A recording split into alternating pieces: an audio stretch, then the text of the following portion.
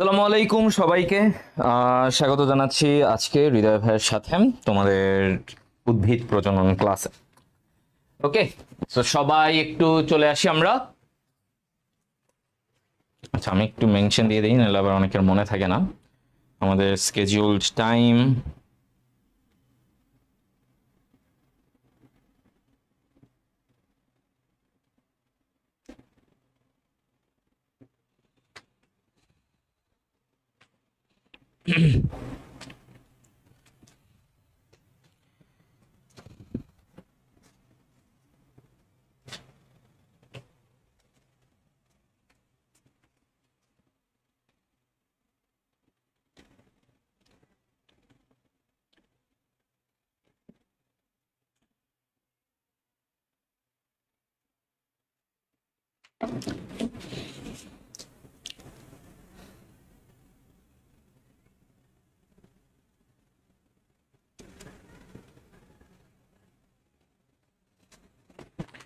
ওকে, সবাই আসুক।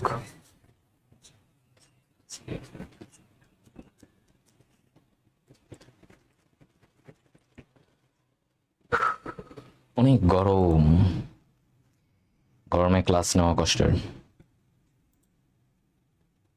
ক্লাস করাও কষ্টের। তোমাদের তোমাদের হচ্ছে এই এই আর কিছুদিন, আর অল্প একটা ক্লাস, তারপরে আমাদের একটা রাউন্ড সিলেবাস কমপ্লিটেড হবে।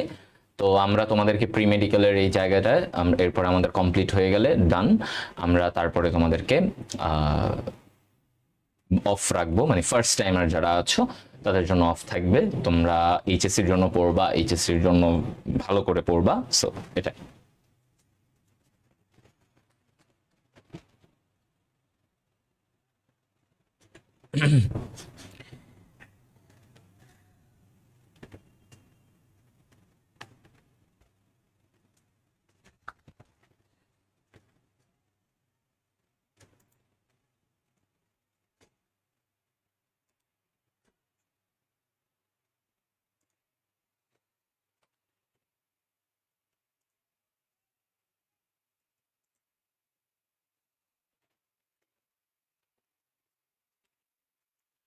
সবাই কোথায়? এই ফুল সিলেবাসটা আমরা শেষ করব, ঠিক আছে?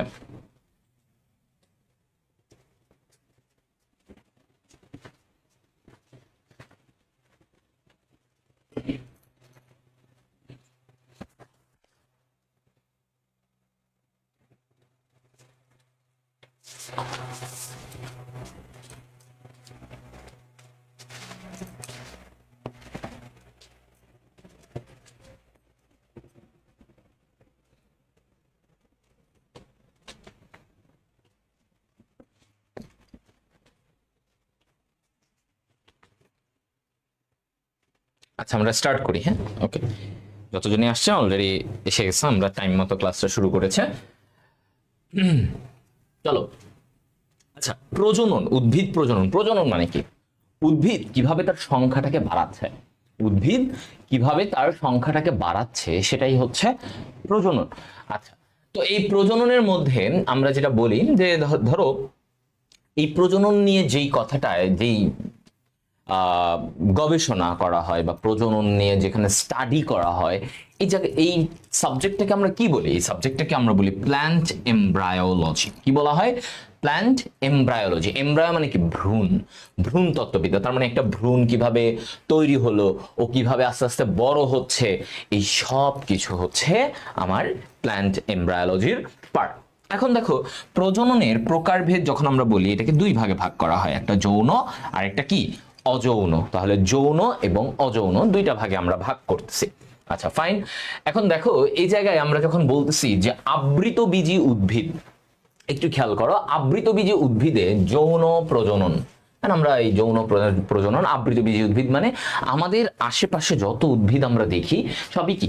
আবৃতবীজী উদ্ভিদ। আবৃতবীজী উদ্ভিদ কি? এরা, তাই না?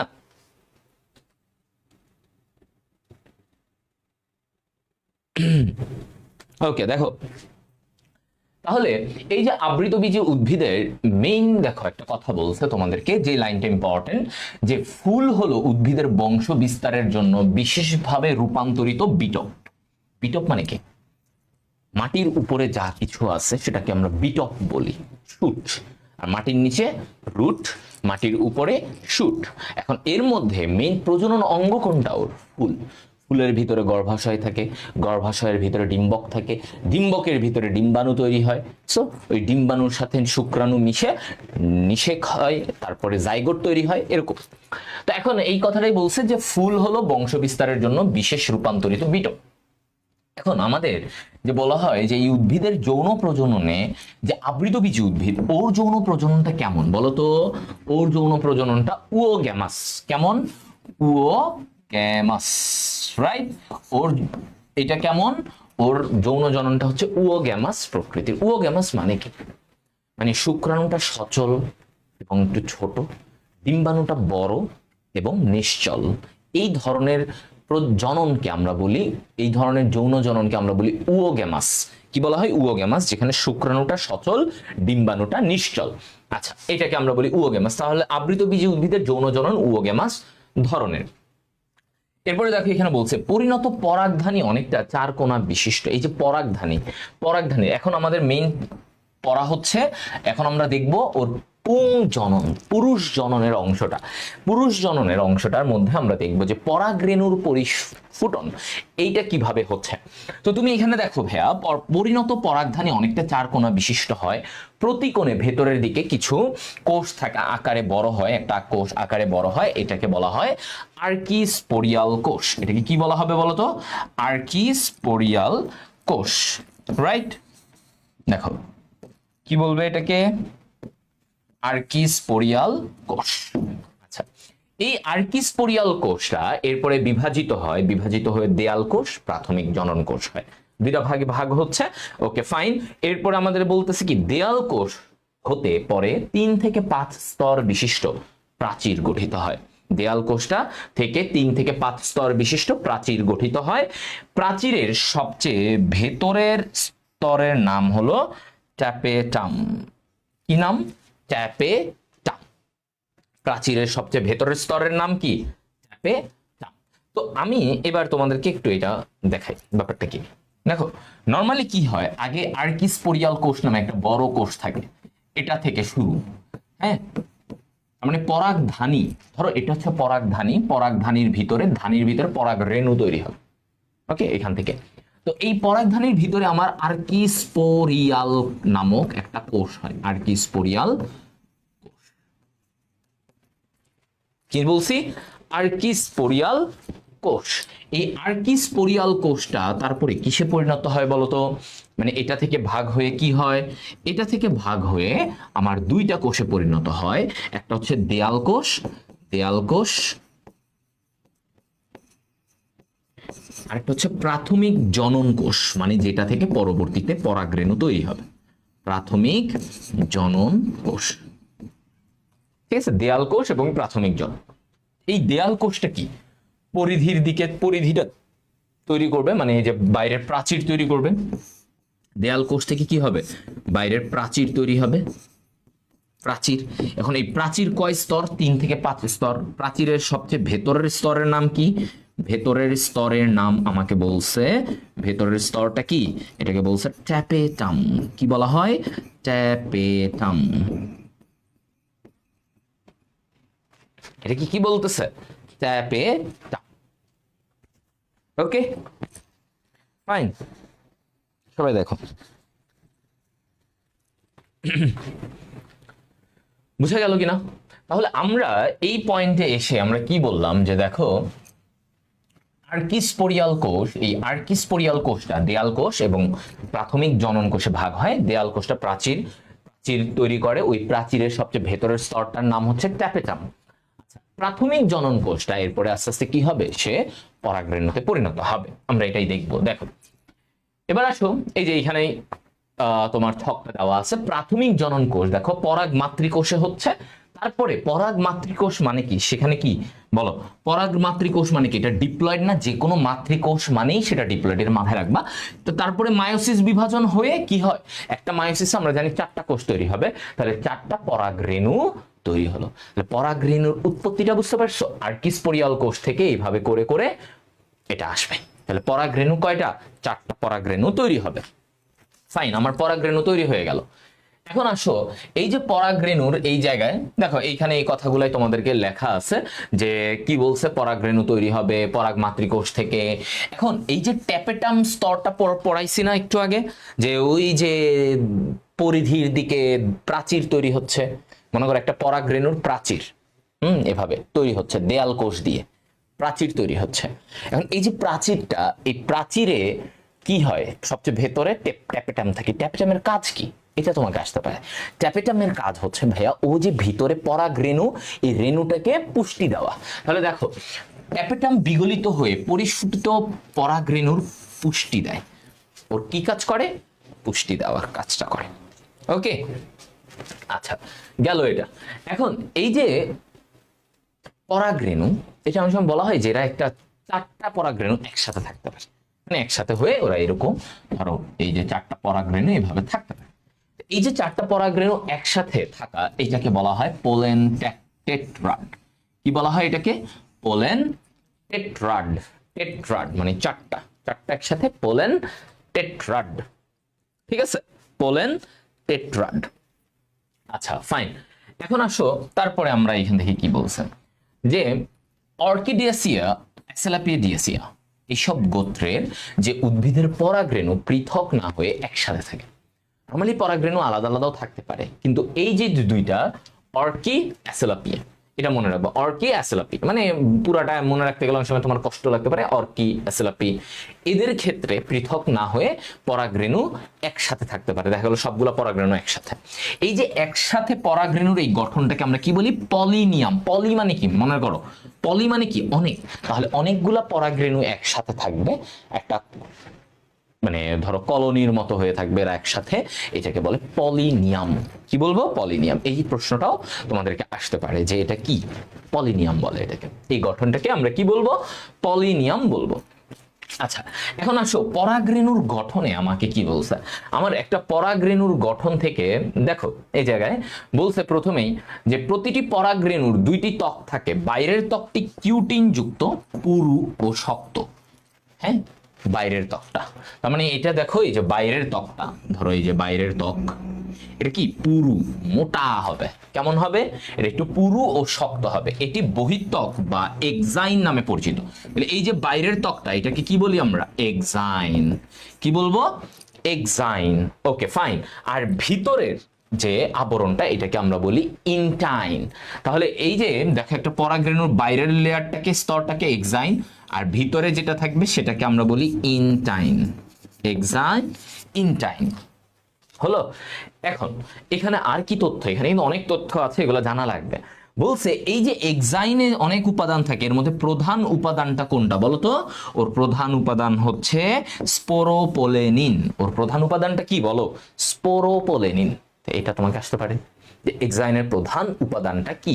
এবং বলছে দেখো এখানে কি থাকে, এটি এক্সাইনে বিভিন্নভাবে অর্নামেন্টেড থাকে, বিভিন্ন রাসায়নিক উপাদান।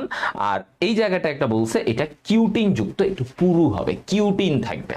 তো এটাও মাথায় রাখতে হবে যে এই জায়গায় কিউটিন থাকে। কিউটিন, কিউটিন যেখানে থাকে সেটাই কি একটু মোটা হয়, একটু পুরু হবে, এটা মাথায় রাখবে সবসময়। যেখানে কিউটিন আছে এগুলা একটু মোটা হবে, কিউটিন, কিউটিকল এগুলো থাকলে একটু মোটা হবে। গেল। আর সেলুলোজ থাকলে পাতলা। কিউটিন, কিউটিকল এগুলো হচ্ছে মোটা হবে, সেলুলোজ থাকলে একটু পাতলা হবে। আচ্ছা, তো এবার দেখি আমরা ইনটাইনের কথা বলছে। ইনটাইন বেশ পাতলা, এবং দেখো এই যে দেখো ভাইয়ের কথাটা মাত্র বললাম, দেখো এখানে সেলুলোজ নির্মিত, দেখছো। মানে ইনটাইন কি দিয়ে তৈরি, সেলুলোজ। তো আমি কি বলেছি, সেলুলোজ দিয়ে যা তৈরি হবে সেগুলো সবই পাতলা হবে, তাহলে এটা পাতলা, মাথায় থাকবে। তাহলে এক্সাইন বাইরের আবরণটা সবসময় একটু মোটা হওয়া উচিত, আত্মরক্ষার জন্য বিভিন্ন কিছু থেকে, তাই না। ওকে ফাইন, তার ভিতরেটা একটু পাতলা হবে, এটাকে আমরা বলি ইনটাইন। এটাকে কি, ইনটাইন। এখন দেখো বলছে এক্সাইন স্থানে স্থানে অত্যন্ত পাতলা থাকে, এবং পাতলা ছিদ্রের ন্যায় অংশকে জনন ছিদ্র বা জার্ম পোর বলে। এখন দেখো একটা পরাগরেণুর, ধরো এটা একটা পরাগরেণুর, এইখানে আমি যদি বলি ধরো এটা একটা পরাগরেণু এভাবে আছে, এই পরাগরেণুর একটা জায়গায় একটু পাতলা, এবং এই জায়গাটা একটা ছিদ্রর মতো তৈরি হবে, পাতলা হয়ে এই জায়গাটা একটা পরাগরেণুর একটা জায়গায় ছিদ্র তৈরি হয়, এটাকে বলে জনন ছিদ্র। কি বলে, জনন ছিদ্র। এই দিক দিয়ে তোমার শুক্রাণুর ইয়েটা বের হবে। তো এই যে জনন ছিদ্র, এটাকে বলা কি, জার্ম পোর। কি বলে এটাকে, জার্ম পোরও বলা হয়। জনন ছিদ্র বাংলায়, ইংরেজিতে কি বলে, জার্ম পোর। হ্যাঁ, তাহলে একটা পরাগরেণুর যে ছিদ্রটা থাকবে ওটাকে কি বলে, জার্ম পোর, জনন ছিদ্র। কারণ ওই দিক দিয়ে শুক্রাণুর জন্য যা যা লাগে সেগুলো বের হয়, শুক্রাণুর জন্য যা যা লাগে তা বের হয়। ঠিক আছে, হ্যাঁ।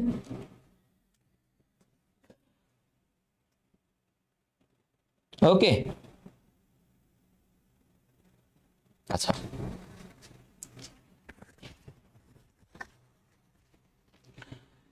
এবার আসো এই জায়গায়। আমরা মাত্র বললাম জার্মপোরের কথা। একটা পরাগরেণুতে আমার সাধারণত 20টা পর্যন্ত জার্মপোর থাকে। তার মানে ওই যে ছিদ্রগুলাতে থাকে, কয়টা থাকতে পারে, 20টা পর্যন্ত থাকতে পারে। এটাও তোমাদের জন্য ইম্পর্টেন্ট। আচ্ছা, এখন গেল হচ্ছে যে পরাগরেণু হলো, এই পরাগরেণু থেকে আমার পুং গ্যামেটোফাইট তৈরি হবে। পরাগরেণুটা তো হইলো ওই যে ফুলের উপরের দিকে এই জায়গায় পরাগরেণু হইলো। এই পরাগরেণুটা থেকে আস্তে আস্তে এবার কি হবে, সেখানের ভিতরে শুক্রাণু তৈরি হতে হবে।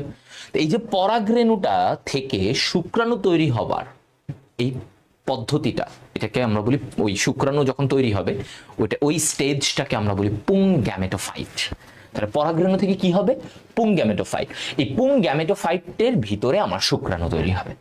এখন আসো এই পুং গ্যামেটোফাইটে কি বলছে, বলছে দেখো, পরাগরেণু হলো পুং গ্যামেটোফাইটের প্রথম কোষ।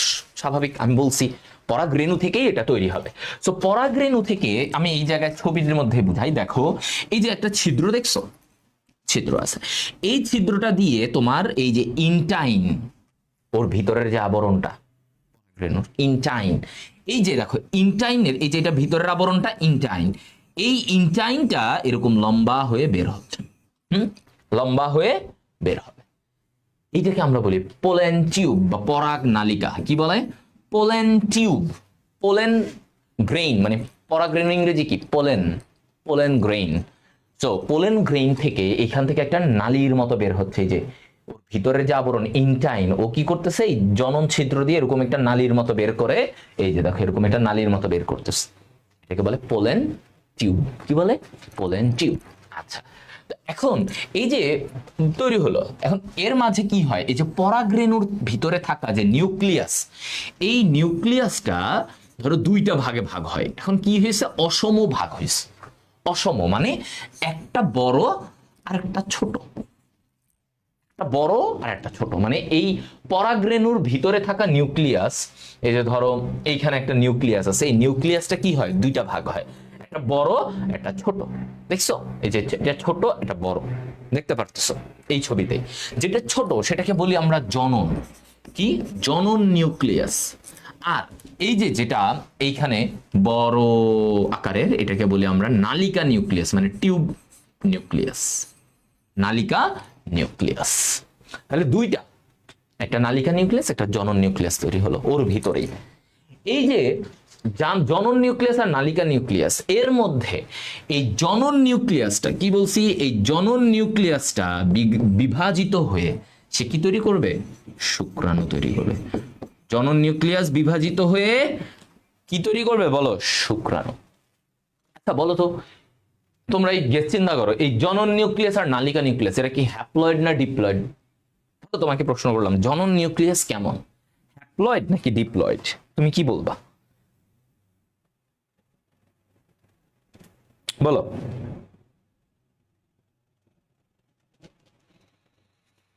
বলো, জনন নিউক্লিয়াস আর নালিকা নিউক্লিয়াস এরা কি হ্যাপ্লয়েড নাকি ডিপ্লয়েড? দেখি।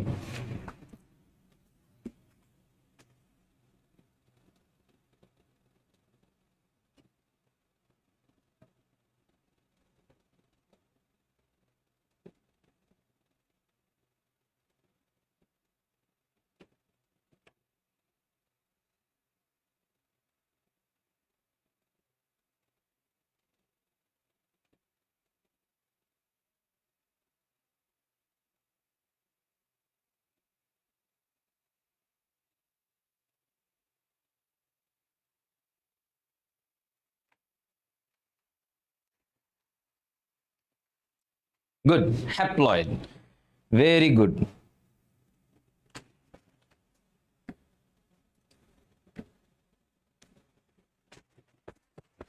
ওকে, আচ্ছা গুড, তাহলে তোমরা জানো মানে এই যে পারো, কারণ পরাগরেণুই তুই হ্যাপ্লয়েড, পরাগরেণুটা কি ছিল হ্যাপ্লয়েড, তাহলে ওখান থেকে এগুলা তৈরি হবে, এরাও হ্যাপ্লয়েড। জনন কোষ বিভাজিত হয়ে, জনন নিউক্লিয়াস বিভাজিত হয়ে দুইটা শুক্রাণু হবে, সেটাও কি হ্যাপ্লয়েড, রাইট? ওকে ফাইন, এটা গেল। তো এইখানে আমার দুইটা শুক্রাণু কিন্তু তৈরি হয়ে গেছে। তুমি বলতে পারো নালিকা নিউক্লিয়াস, নালিকা নিউক্লিয়াসের কিছু হয় না, ও ওর মতোই থাকে। এই যে দেখো নালিকা নিউক্লিয়াস ওর মতো আছে, কিন্তু জনন নিউক্লিয়াস বিভাজিত হয়ে দুইটা শুক্রাণু তৈরি করে, হয়ে গেছে। তাহলে আমার শুক্রাণু পর্যন্ত তৈরি হয়ে গেল, এটাই হচ্ছে পুং গ্যামেটোফাইট। এটাই কি পুং গ্যামেটো। এই যে এখানে কথাগুলো বলছে যে জনন নিউক্লিয়াস, জনন নিউক্লিয়াস, তারপরে হচ্ছে যে তোমার এটা থেকে শুক্রাণু তৈরি হয় এগুলা। এখন এই যে এই দ্বিনিউক্লিয়াস অবস্থায় পরাগরেণু বের হয়ে পরাগায়ন হয়, মানে একটা ফুল থেকে আরেকটা ফুলে যাবে, পরাগায়ন হবে, মানে একটা থেকে ওই স্ত্রী ডিম্বাণুর দিকে যাইতে থাকবে, তাই না, পরাগায়ন হবে। তো এইটাই বলছে, পরাগায়নের মাধ্যমে পরাগরেণু গর্ভমুণ্ডে পতিত হয়, অর্থাৎ ইনটাইন বৃদ্ধি পেয়ে জার্ম পোর্ট দিয়ে নালিকার আকারে বাড়তে থাকে। এই নালিকাকে পোলেন টিউব, ওই যে পোলেন টিউব যেটা বললাম, ওই পোলেন টিউবটা বাড়তে বাড়তে কোথায় যাবে, এটা গর্ভাশয়ের গর্ভমুণ্ড দিয়ে ঢুকবে। আমি একটু তোমাদের দেখাই এইখানে,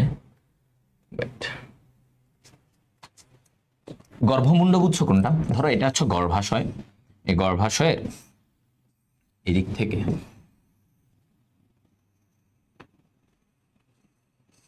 এরকম, হ্যাঁ, এটা গর্ভাশয়, এই উপরের এই অংশটাকে আমরা বলি গর্ভমুণ্ড। কি বলা হয়? গর্ভমুণ্ড। এই গর্ভমুণ্ড দিয়ে তোমার হচ্ছে এরকম নালিকাটা ঢুকে।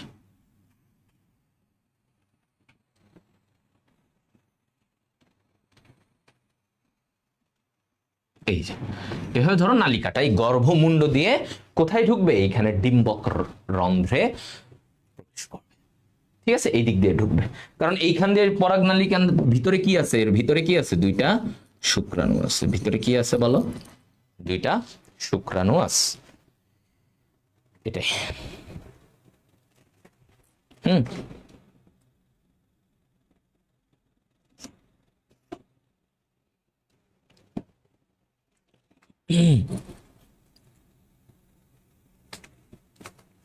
আচ্ছা, তো এটা গেল। এখন আশা করি এটা নিয়ে প্যারা হবে না, এটা হয়ে গেছে। এখন আমরা ডিম্বকের ব্যাপার দেখব। দেখি ডিম্বকটা কই, ডিম্বকের এগুলো, আচ্ছা এটা তো হয়ে গেছে, এখানে আর তেমন কিছু জানার নাই। ওকে, আচ্ছা দেখো, ডিম্বক, ডিম্বক তৈরি হয় কোথা থেকে? অমরা নামক টিস্যু থেকে। ডিম্বক তৈরি হয় কোন টিস্যু থেকে? তোমাকে প্রশ্ন, বলবা অমরা, এটা একটা টিস্যু, এটা থেকে ডিম্বক তৈরি হয়। ওই ডিম্বকের ভিতরে ডিম্বাণু তৈরি হয়, রাইট? আচ্ছা, তো আমরা এখানে একটু দেখি কি বলছে, যে দেখো ডিম্বকের টিস্যুকে মূলত দুটি ভাগে ভাগ করা হয়, চারপাশের আবরণ টিস্যু এবং মাঝে নিউসেলাস টিস্যু। ওকে, মাঝের দিকে একটা টিস্যু থাকে নিউসেলাস টিস্যু। আচ্ছা, এখানে একটা ছিদ্র থাকে, এটাকে বলে মাইক্রোপাইল। তাহলে দেখো ওইখানে আমরা পরাগরেণুর ছিদ্র কি বলতেছিলাম? জার্মপোর। আর এইখানে ডিম্বকের ছিদ্রটাকে কি বলবো? মাইক্রোপাইল বা ডিম্বক রন্ধ্র। রন্ধ্র মানে কি? ছিদ্র, ডিম্বক রন্ধ্র। অথবা ইংরেজিতে আমরা বললে মাইক্রোপাইল। কি বলা হয়? মাইক্রোপাইল। আচ্ছা ফাইন। এখন দেখো এই পয়েন্টে এসে আর্কিস্পোরিয়াল কোষ, এটা বিভাজিত হয়ে দেয়াল কোষ, প্রাথমিক জনন কোষ। প্রাথমিক জনন কোষ স্ত্রী মাতৃকোষ, স্ত্রী মাতৃকোষটা তারপরে তোমার এইখানে কি হচ্ছে, সে হ্যাপ্লয়েড হয়ে মায়োসিস বিভাজনের মাধ্যমে স্ত্রী রেণু তৈরি হচ্ছে। তো আমি আবার ওই যে মোটামুটি আগের মতোই ব্যাপারটা, যে কি হয়েছে, আমার আর্কিস্পোরিয়াল কোষ ছিল, এই আর্কিস্পোরিয়াল কোষ, দেয়াল কোষ আর প্রাথমিক জনন কোষ।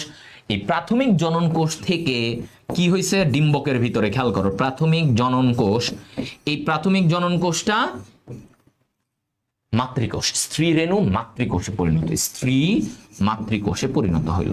আচ্ছা ভালো, এখন স্ত্রী মাতৃকোষ কেমন, ডিপ্লয়েড না? ডিপ্লয়েড। আচ্ছা ডিপ্লয়েড, এখন ডিপ্লয়েড হয়ে ও আলটিমেটলি স্ত্রী রেণু তৈরি করবে, মায়োসিস বিভাজন। তাহলে এখানে কি হবে, মাতৃকোষে সবসময় কি হয়, মায়োসিস বিভাজন হবে। তো মায়োসিস বিভাজন হয়ে কি হবে, স্ত্রী রেণু তৈরি হবে, রাইট? স্ত্রী রেণু। এখন এই মায়োসিস বিভাজনে, একবার মায়োসিস বিভাজনে কয়টা তৈরি হয়? তার মানে তোমার কথা অনুযায়ী 4টা স্ত্রী রেণু তৈরি হওয়ার কথা, কিন্তু ভাইয়া এই 4টার মধ্যে 3টা নষ্ট হয়ে যায়। কার্যকর কয়টা থেকে? একটি কার্যকর। সাধারণত আমরা সাধারণ হিসাবটা বলতেছি, একটি কি থাকে? কার্যকর থাকে। কার্যকর থাকে, স্ত্রী রেণু কার্যকর হয় সাধারণত, এক্সেপশনাল ব্যাপার আলাদা। তো এই যে একটা স্ত্রী রেণু কার্যকর হয়, এই একটা স্ত্রী রেণুর ভিতর থেকে, মানে একটা ডিম্বকের ভিতরে একটা স্ত্রী রেণু এরকম করে তৈরি হলো, এই একটা স্ত্রী রেণু থেকে আমার ডিম্বক তৈরি হবে, মানে সরি, একটা স্ত্রী রেণু থেকে আমার ডিম্বাণু তৈরি হবে। কিভাবে হবে আমরা দেখব। ওকে, হ্যাঁ, আসো এখন একটা স্ত্রী রেণু থেকে আমাদের দেখতে হবে যে কিভাবে। আগে এটা বুঝাই নেই তোমাদের। দেখো, এটা হচ্ছে একটা, ধরো স্ত্রী রেণু, হ্যাঁ, এটা হচ্ছে একটা স্ত্রী রেণু। একটু খেয়াল করো সবাই, একটা স্ত্রী রেণু। এই স্ত্রী রেণুর এইখানে দেখো ওর বিভাজন হলো ধরো এরকম, ওর একটা থেকে দুইটা হইলো, ওর ভিতরে নিউক্লিয়াসটা কয়টা হলো? থেকে দুইটা হয়েছে। এবার সে আস্তে আস্তে আবার কি হলো, এটা এটা এখান থেকে এই দুইটা থেকে আরো 4টা হইলো, রাইট? মাইটোসিস বিভাজন হচ্ছে, 4টা হয়েছে। এই 4টা থেকে এরা আবার দুই দুই আবার মাইটোসিস হলো, তাহলে কি হবে? হবে না? আমরা দেখি, ধরো এখানে 8টা, এই 8টা থেকে কি হয় দেখো,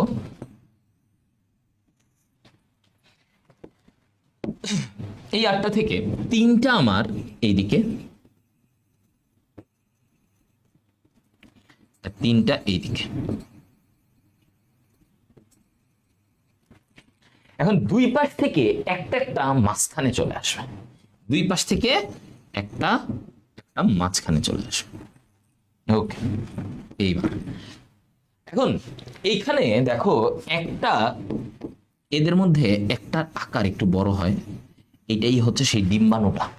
এখান থেকে একটা মাঝের ডিম্বাণু হয়, তো ধরে নিলাম এটা ডিম্বাণু। এই পাশে ডিম্বাণুটা কোন দিকে হবে? যেই পাশে ডিম্বকের ছিদ্র, ওই যে ডিম্বকটার ভিতরেই তো এগুলো ঘটতেছে। এই জিনিসটা কোথায় ঘটতেছে? ডিম্বকের ভিতরে। তো ডিম্বকের ভিতরে যখন ঘটতেছে, তাহলে ডিম্বকের ছিদ্রটা যেদিকে, সেই দিকেই ডিম্বাণুটা তৈরি হয় সাধারণত। ওকে, তাহলে এই জায়গায় ধরো ধরে নিলাম এই দিক দিয়ে ডিম্বক ছিদ্রটা, তাহলে ডিম্বাণুটা এই দিকে আসে, তাহলে এইদিকে ডিম্বাণু। কেন বলতো? সো দ্যাট ওই যে শুক্রাণু, একটু আগে আমরা দেখলাম না পরাগ নালী, ওই যে পোলেন টিউব, একটা টিউব দিয়ে শুক্রাণুটা ঢুকবে, ডিম্বক ছিদ্র দিয়ে ঢুকবে, ডিম্বকের ছিদ্র দিয়ে ঢুকেই ও কাকে নিষেধ করবে? ডিম্বাণুকে নিষেধ করবে। তাহলে ওর জন্য ইজি না? এখন ধরো এমন হইলো ওই যে শুক্রাণুটা ঢুকলো, কিন্তু ডিম্বাণু যদি এনে থাকে, মানে এটা নিষেধ করতে অনেক দূর যাইতে হবে না? সো ব্যাপারটা ইজি করা যায় কিভাবে? যে আমার ডিম্বাণুটা এই দিকেই থাকবে, তাহলে শুক্রাণুটা যখন এখানে ধরো এই ছিদ্রটা দিয়ে যখন ঢুকবে, ডিম্বকের ছিদ্র দিয়ে ঢুকবে, ঢুকেই ও ডিম্বাণুকে নিষেধ করতে পারবে। এটা সুবিধা। তো এই আর কি ঘটনা। আচ্ছা, যাই হোক, তো এখন মনে করো এখানে ডিম্বাণু। আচ্ছা, ভালো, তাহলে ডিম্বাণুর দুই পাশে যে দুইটা কোষ আছে, এরা কি? এদেরকে কি বলে? এদেরকে বলে, এগুলো শিখে নাও, এগুলা আগেও শিখার কথা এইচএসসি তে, তাও আরেকবার শিখাই দেই। এদেরকে বলে সহকারী কোষ। সহজ কেন? কারণ ভাইরা ডিম্বাণুর পাশে থাকে অ্যাসিস্ট্যান্ট, তাহলে সহকারী কোষ। এখন ওর বিপরীতে এই যে 3টা কোষ, এদেরকে কি বলে? এদেরকে বলা হয় প্রতিপাদ কোষ। কি বলা হয়? দেখো, প্রতিপাদ কোষ। প্রতিপাদ কোষ। আর মাঝের এটাকে কি বলে? বলো, মাঝের এটাকে কি বলে? মাঝের এটাকে কি বলে? এটাকে বলা হয় গৌণ নিউক্লিয়াস। কি বলা হয়? গৌণ নিউক্লিয়াস।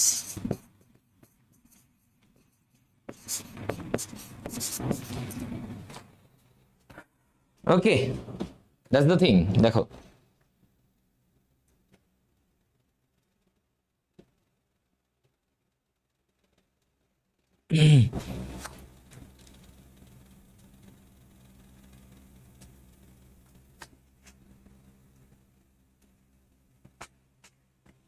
দেখো, ইজ ইট ক্লিয়ার? তাহলে আমরা এই জিনিসগুলো একটু আইডিয়া রাখবো, এগুলো আমাদের জন্য মানে আসে, বুঝে রাখলে, বেসিকটা ক্লিয়ার থাকলে আর একটু ইজি হয়।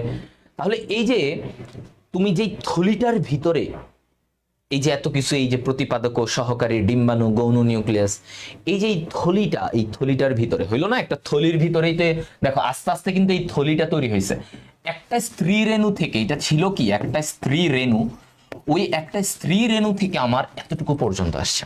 আচ্ছা, তো এই যে একটা থলির ভিতরে এই এত কিছু জিনিস তৈরি হলো, এই থলিটাকে কি বলে? এটাকে বলে ভ্রূণ থলি। কি বলে এটাকে? বলো, ভ্রূণ থলি। ঠিক আছে, এটাই বলছে। ফাইন। সো আমার আরেকটা পয়েন্ট হয়ে গেল। এবার আসি আমরা, দেখো এবার দেখো এখানে কি বলছে, ডিম্বকের গঠন নিয়ে আমাদের প্রশ্ন। ডিম্বকের গঠন। আচ্ছা, তো ডিম্বকের গঠনে যখন আমরা বলতেছি, ডিম্বকের গঠনে কি দেখো, একটা ডিম্বকের গঠন, এটা এটা একটা ডিম্বকের গঠন, রাইট? এটা একটা ডিম্বকের গঠন। এই ডিম্বকের গঠনে কি আছে? ডিম্বক নাড়ি আছে। এই যে ডিম্বকের কি আছে এখানে দেখো, একটা বোটার মতো যে অংশটা থাকে এটাকে বলে কি? ডিম্বক নাড়ি। কি বলে? ডিম্বক নাড়ি। আচ্ছা, এই বোটাটা যেই অংশের সাথে যুক্ত, ধরো এরকম, এটা হচ্ছে ডিম্বক নাড়ি, এটা ডিম্বক, এটা ডিম্বক, এটা ডিম্বক নাড়ি, বোটাটা। তো এই ডিম্বক নাড়িটা এই ডিম্বকের যেই জায়গায় যুক্ত, ধরো এই জায়গাটা এইভাবে যুক্ত আছে, এখানে এখানে এসে এটা যুক্ত, এই যে অংশটা এটাকে বলা হয় ডিম্বক নাভি। তাহলে নারী, ডিম্বক নারী, নারী যেখানে যুক্ত হয় সেটাকে বলে ডিম্বক নাভি। আচ্ছা, তো আমরা ডিম্বক এগুলো পার্টগুলোর নামগুলো জানলে হবে। যে দেখো ডিম্বক নাভি, ডিম্বক নাভি। নিউসেলাস কি? এই যে ডিম্বকের ভিতরে এই যে টিস্যুগুলো দেখতেছো না, এগুলো এগুলো এই যে এখানে এই যে দেখো ঘর ঘর খোপ খোপ খোপ খোপ করা, এগুলোকে বলা হয় নিউসেলাস টিস্যু। Nucellus tissue. এখন এর ভিতরেই ওই যে আমার দেখো, এটা কি দেখছো? মনে পড়ছে? এটা কি? ভ্রূণথলি। এটা কি? ভ্রূণথলি। হলো, ফাইন। তাহলে আমার এখানে দেখো নিউসেলাস গেল, ডিম্বক ত্বক, ডিম্বক ত্বকের ব্যাপার আমরা বললাম। ডিম্বক ত্বক কি? এই যে চারপাশে এই যে ত্বক, এই যে চারপাশে এই যে ত্বক, দ্বিস্তরী একটা ত্বক দেখছো, এই যে চারপাশে এইটা, এই দিক থেকে যে ত্বক পুরাটাকে ঘিরে রাখছে এটাকে বলে ডিম্বক ত্বক। দ্যাটস ইট, হয়ে গেল। ডিম্বক রন্ধ্র, ছিদ্র, এই যে দেখো একটা ছিদ্র আছে না এখানে, ছিদ্র, এটা কি বলে? ডিম্বক রন্ধ্র। ইজি। তোমাদের নামগুলা জানা লাগবে, তোমাদের গঠন মেডিকেলে আসে না, হ্যাঁ, গঠনগুলা মেডিকেলে আসে না। আচ্ছা, ডিম্বক মূল। এবার আসো, ডিম্বক মূল কোনটা? এই যে এটা হচ্ছে ডিম্বক মূল, এই জায়গাটা থেকে ডিম্বক ত্বক সৃষ্টি হয়। এই যে সংজ্ঞাটা একটু দেখে যাও, হ্যাঁ, ডিম্বক মূল, ডিম্বকের গোড়ার অংশ যেখান থেকে ত্বকের সূচনা হয়। তার মানে এই যে এটা, এই যে মূল, এটা হচ্ছে ডিম্বক মূল, মানে এইখান থেকে ডিম্বকের যে যে চারপাশের ত্বক এটা তৈরি হয়েছে। তো এটা কি বলে? ডিম্বক মূল। অথবা আরেকটা নাম কি? ক্যালাজা। ইংরেজি নামটা একটু খেয়াল রাখো, ক্যালাজা বলা হয়। কি বলা হয়? ক্যালাজা। ঠিক আছে, কারণ একটু পরে এটা লাগবে। ডিম্বক মূল ভালো করে মাথায় রাখবে। ডিম্বক মূল কোনটা? এই যে অংশটা যেখান থেকে ওর বাকি যে চারপাশের ত্বক আবরণ সেটা তৈরি হয়। ভ্রূণথলি তো বললামই, ভ্রূণথলি, এই যে এটা ভ্রূণথলি, এই যে এটা ভ্রূণথলি, ভ্রূণথলির ভিতরে দেখো এটা ডিম্বাণু, এটা দেখছো, এটা ডিম্বাণু, রাইট? এটা ডিম্বাণু।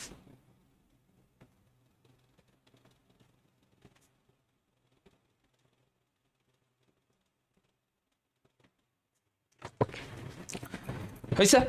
বলো এতটুকু পর্যন্ত কারো কোনো প্রবলেম আছে কিনা? ভাই অনেকখানি বলে ফেললাম।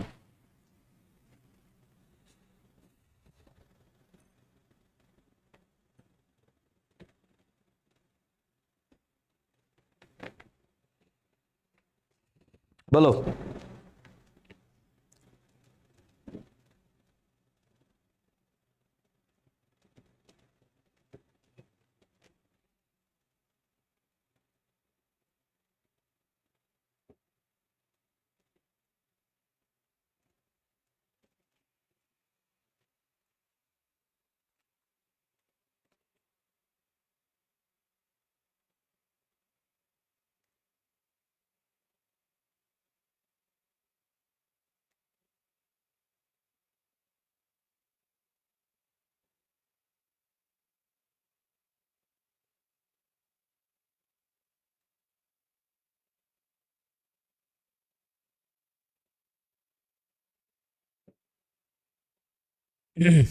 বলো বলো, ক্লিয়ার?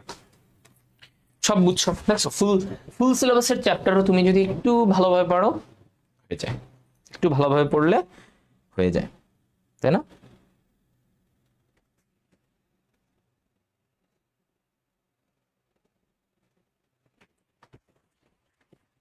ওকে, এবার আসি আমরা এদিকে। দেখো আমাদের কি বলছে, এই যে ডিম্বাণু, ডিম্বাণু সহ সহকারী কোষ, এদেরকে একসাথে কি বলে জানো? এগ অ্যাপারেটাস বা গর্ভযন্ত্র। মানে একটু আগে আমরা দেখলাম না, ডিম্বাণু, তার চারপাশে দুইটা সহকারী কোষ, তার দুই পাশে দুইটা সহকারী কোষ, এই তিনটাকে একসাথে বলা হয় গর্ভযন্ত্র, এগ অ্যাপারেটাস। ওকে, এটা তো আমরা হয়ে গেল। প্রতিপাদ কোষ বলছি, গৌণ নিউক্লিয়াস বলছি, বলছি না যে মাঝখানে যে দুইটা, এরা হচ্ছে গৌণ নিউক্লিয়াস, এই দুইটাকে একসাথে গৌণ নিউক্লিয়াস বলে। আচ্ছা, তোমাকে যদি এখন আমি একটা প্রশ্ন করি, গৌণ নিউক্লিয়াস কেমন, হ্যাপ্লয়েড না ডিপ্লয়েড? গৌণ নিউক্লিয়াস কেমন, হ্যাপ্লয়েড না ডিপ্লয়েড? ডিপ্লয়েড। কেন?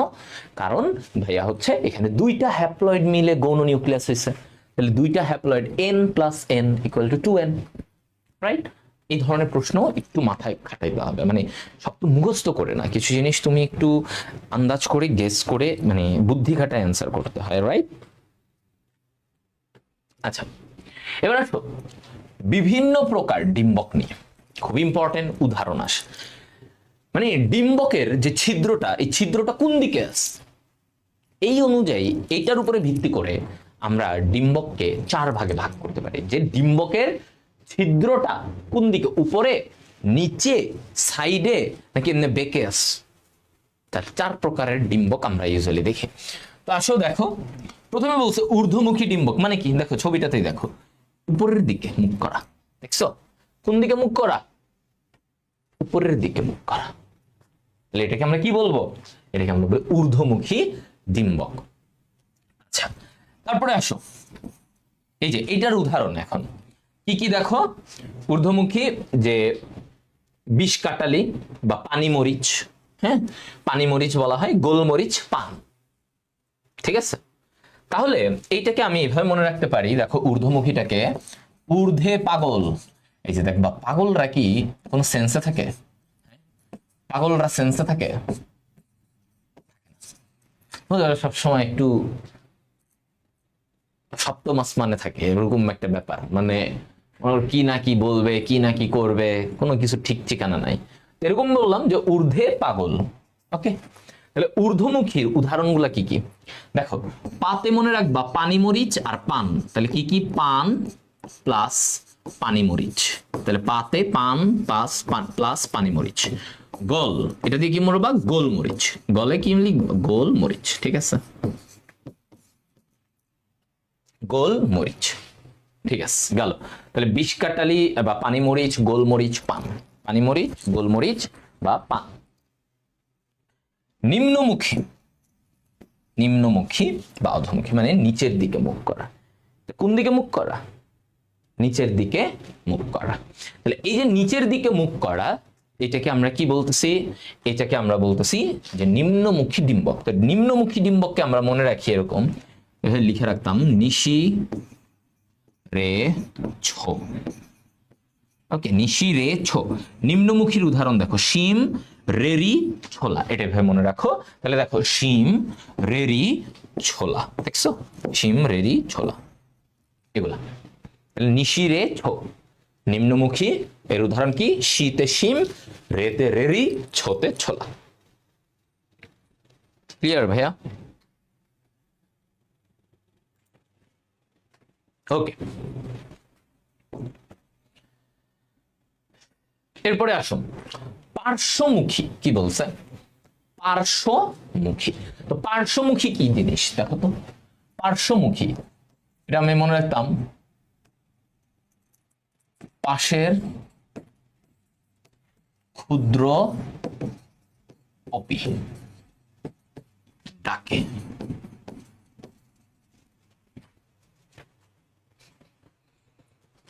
পাশের ক্ষুদ্র পপি ডাকে। ধরো ইয়েতে থাকে না, বাসা বাড়িতে ওই যে পাশের বাসার একটা জুনিয়র আছে, হ্যাঁ, পাশের বাসার জুনিয়র, সে যদি আবার ওই যে বড় ভাইরা থাকে না, যে প্রতিবেশী জুনিয়র, ও একটা মেয়ে আছে, ওইখানে একটা মেয়ে আছে, ওর সাথে লাইন মারতে চায়। হ্যাঁ, ওই মেয়ে যদি এবার ডাকে ভাইয়া বলে একটা ডাক দেয়, ভাই পাশের বাসার ভাই তো মনে করো খুবই এক্সাইটেড হয়ে খুশি মনে চলে যায়। হ্যাঁ, ঠিক আছে, যে সব কাজ বাদ ওই যে সেই পাশের বাসার মেয়েটা আমাকে ডেকেছে, এরকম করতো। এখন তোমরা আবার আমারে মিলাইতে যাবা যে ভাই আপনি এরকম করছেন, সরি, এরকম করার কোনো সুযোগ হয় নাই, আমি সারা জীবন ক্যাডেট কলেজে পড়ছি, ঠিক আছে, সো চিল, আমার সাথে রিলেট করো না। দেখো পাশের ক্ষুদ্র পপিটাকে, এটাতে কি পাশের, পার্শ্বমুখী, ওয়েট, পার্শ্বমুখী। এরপরেরটা কি ক্ষুদ্র। ক্ষুদ্রতে কি মনে রাখবা, ক্ষুদ্রতে খুদি পানা, খুদি পানা। পপি, পপি আফিম, আফিম পপি আফিম। ডাকে, ডাতে মনে রাখবা, এটা তোমাদের বইয়ে নাই, আছে আরেকটা রাইটারের, ডায়ান্থাস। কি বলে, ডায়ান্থাস। তাহলে পাশের ক্ষুদ্র পপি ডাকে, তাহলে খুদিপানা পপি ডায়ান্থাস, খুদিপানা পপি ডায়ান্থাস।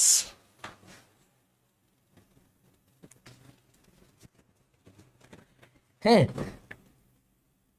ওকে,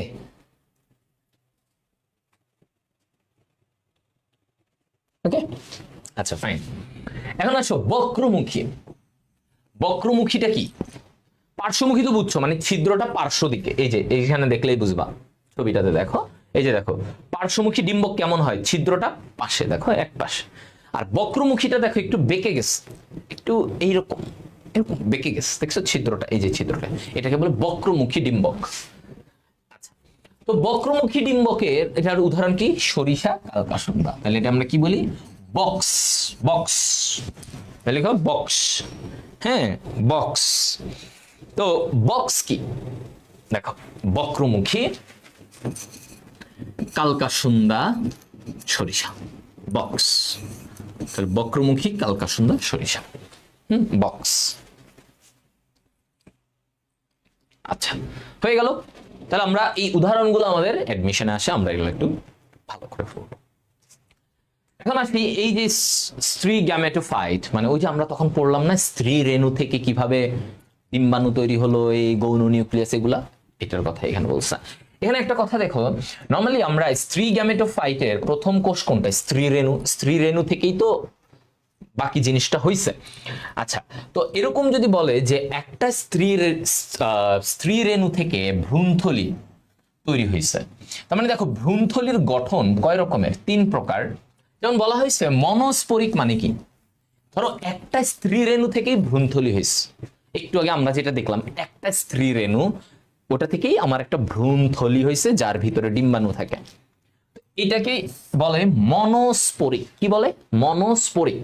আচ্ছা, বাইস্পোরিক মানে কি, দুটি স্ত্রী রেণু থেকে আমার এটা তৈরি হয়েছে। বাইস্পোরিক মানে কি, দুটি স্ত্রী রেণু থেকে আমার এটা তৈরি হয়েছে। আচ্ছা, দুটি স্ত্রী রেণু থেকে ভ্রূণথলি তৈরি হয়েছে, এটি এলিয়াম টাইপ হিসেবে পরিচিত, এই উদাহরণটা দেখবা। লাস্টলি দেখো আরেকটা ধরন হতে পারে টেট্রাস্পোরিক, অর্থাৎ ধরো ওই যে আমাদের মায়োসিস বিভাজনে 4টা স্ত্রী রেণু হওয়ার কথা, আমরা নর্মালি কি পড়ি, নর্মালি পড়ি যে হ্যাঁ ভাইয়া 4টা থেকে 3টা নষ্ট হয়, একটা কার্যকর। কিন্তু ধরো এমন হলো ওই যে 4টা স্ত্রী রেণু তৈরি হলো এবং ওই 4টা স্ত্রী রেণু থেকে একটা ভ্রূণথলি হলো, তাহলে এটাকে কি বলবা, টেট্রাস্পোরিক। এটাকে কি বলবা, টেট্রাস্পোরিক। তাহলে বুঝা গেল, তাহলে স্ত্রী রেণু কয়টা থেকে আমার ভ্রূণথলি হইতেছে। সাধারণত কি হয়, আমরা আবারও বলতেছি, সাধারণত একটা স্ত্রী রেণু থেকেই ভ্রূণথলি হয়, ওটা থেকে আমরা যেটা শিখছি ওটাই আইডিয়াল, আদর্শ। কিন্তু এছাড়াও বাইস্পোরিক হতে পারে, টেট্রাস্পোরিক হতে পারে, যে 4টা স্ত্রী রেণু থেকেও ভ্রূণথলি তৈরি হতে পারে। তো এটাই বলছে। এইখানে যেমন দেখো পেপেরোমিয়া একটা উদ্ভিদ, এটাতে 16টা নিউক্লিয়াস থাকে ওর ভিতরে, ওর ভ্রূণথলিতে 16টা। আমরা যেমন একটু আগে শিখছি সেটাতে কি ছিল, 8টা, ওর এখানে 16টা। ফ্রিটালেরিয়াতে আবার 8 নিউক্লিয়াস বিশিষ্ট। Okay fine. এখন দেখো এখানে শতকরা প্রায় 75টি উদ্ভিদই মনোস্পোরিক। কি বলছে, শতকরা 75টা উদ্ভিদ মনোস্পোরিক। তার মানে আমার কথাটা বুঝছো, তাহলে দেখো 100%-এর মানে 75%ই হচ্ছে মনোস্পোরিক। তাহলে মনোস্পোরিক থেকে, মানে মনোস্পোরিকটাই আইডিয়াল, যে একটা স্ত্রী রেণু থেকেই হবে। ওকে, এই তথ্যটা গেল। মনোস্পোরিককে পলিগোনাম ধরন হিসেবেও পরিচিত। এটাও এমসিকিউতে আসতে পারে যে পলিগোনাম ধরন হিসেবে কোনটা পরিচিত, মনস্পরিক। মানে আমাদের ম্যাক্সিমাম ডিসকাশন মনস্পরিক কেন্দ্রিক। তো এই যে পলিগোনাম ধরন হিসেবে কেন, কারণ প্রথম পলিগোনাম ডাইভ্যারিকেটাম এই উদ্ভিদে মনস্পরিক এটা দেখা গেছে। প্রথম কোথায় দেখা গেছে? পলিগোনাম ডাইভ্যারিকেটাম এই উদ্ভিদে প্রথম এই মনস্পরিক ব্যাপারটাকে দেখা গেছে, এজন্য এর নাম হয়ে গেছে পলিগোনাম।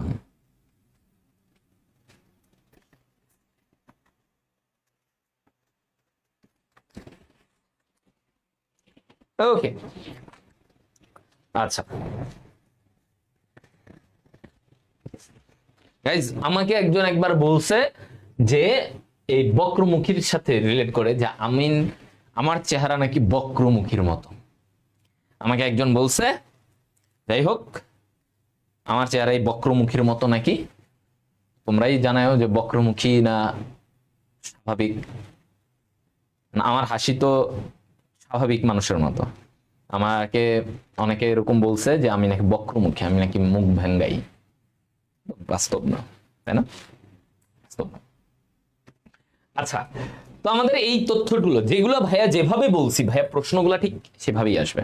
তো ভাইয়ের কথাগুলা একটু মনোযোগ দিয়ে শুনবা। এবার আসো, এই যে এখানে আমরা গ্যামেটোফাইট এটা আমরা পড়ে ফেলছি, এগুলো আমরা হয়ে গেছে। এই জিনিসটা আমরা পড়ে ফেলছি, রাইট? এটা একদম ইজি আমাদের জন্য। ওকে, এবার আসি আমরা, দেখো এই জায়গায় একটা দ্বিনিষেক বলে একটা ঘটনা ঘটবে। এটা আচ্ছা, এগুলো আমরা পড়ে ফেলছি, মানে এইখানের পড়া এগুলো আমরা ওই একে একে পড়ায় ফেলছি। এই যে সাহায্যকারী বা সিনার্জিট কোষ বা সহকারী কোষ, প্রতিপাদক কোষ বা অ্যান্টিপোডাল, ইংরেজি নামগুলো একটু দেখে রাখবা। প্রতিপাদক কোষের অপর নাম কি? হ্যাঁ, ওকে, অ্যান্টিপোডাল, ইংলিশ নামগুলো দেখে রাখবা।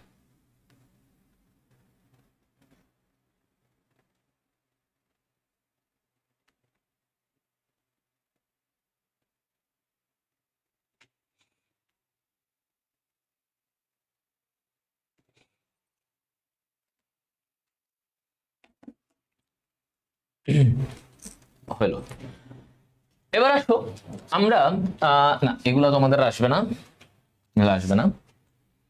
সকল আবৃতবীজ উদ্ভিদ ও ব্যক্তবীজ উদ্ভিদে পরাগায়ন ঘটে থাকে। ওকে, এটা তেমন ইম্পর্টেন্ট না। নিষেকের ধাপ, ওকে।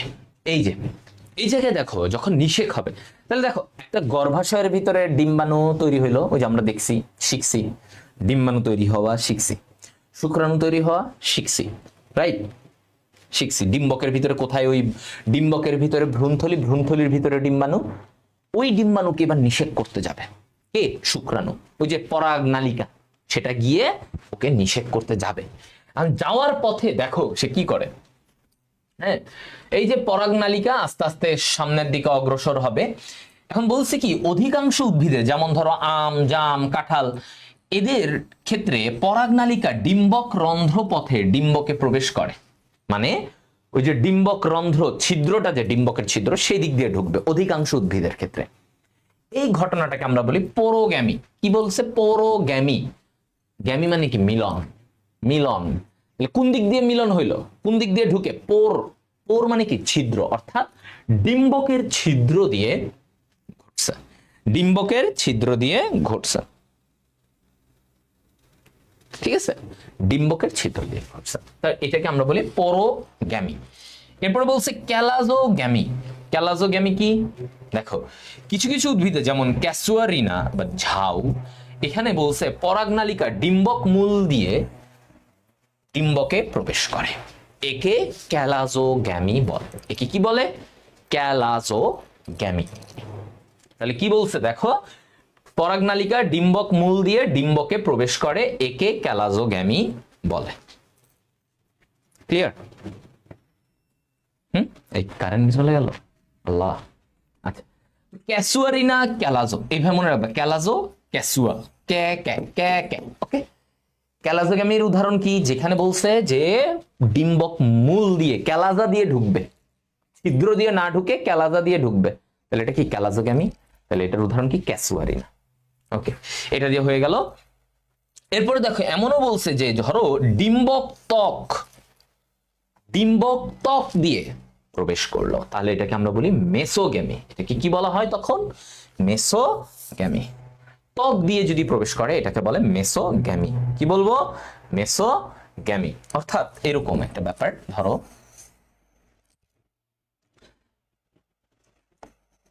এটা ধরো একটা ডিম্বক, এখানে হচ্ছে ছিদ্র,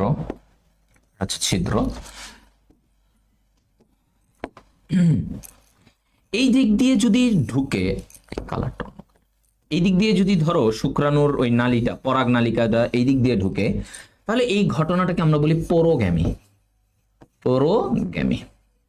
আচ্ছা, এটাই স্বাভাবিক, এটাই নর্মাল।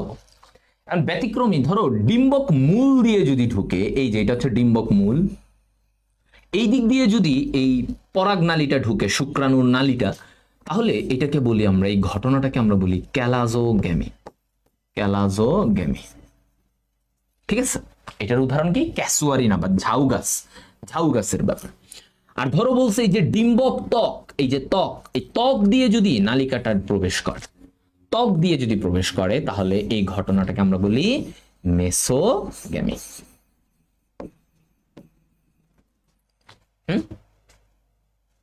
ওকে, মেসোগ্যামি এই কথাটা। এখন মেসোগ্যামির উদাহরণ কি দেখো, যে লাউ, কুমড়া। তো এটাকে আমরা কি বলি? এই যে মেসোগ্যামিটাকে আমরা মনে রাখি কলাম দিয়ে, কলাম লিখে রাখো, কলাম। তাহলে কলাম কি আমরা লিখবো? কতে কুমড়া, কতে কি কুমড়া, লাতে লাউ, আর মতে এই মেসোগ্যামি। মতে কি? মেসোগ্যামি। তাহলে লাউ, মেসোগ্যামি, লাউ, কুমড়া, এরা হচ্ছে মেসোগ্যামির উদাহরণ। ক্যালাজোগ্যামির উদাহরণ কি? ক্যালা, তাহলে ক্যাসুয়ারিনা, তাহলে এটা কি? ক্যাসুয়ারিনা। Got it?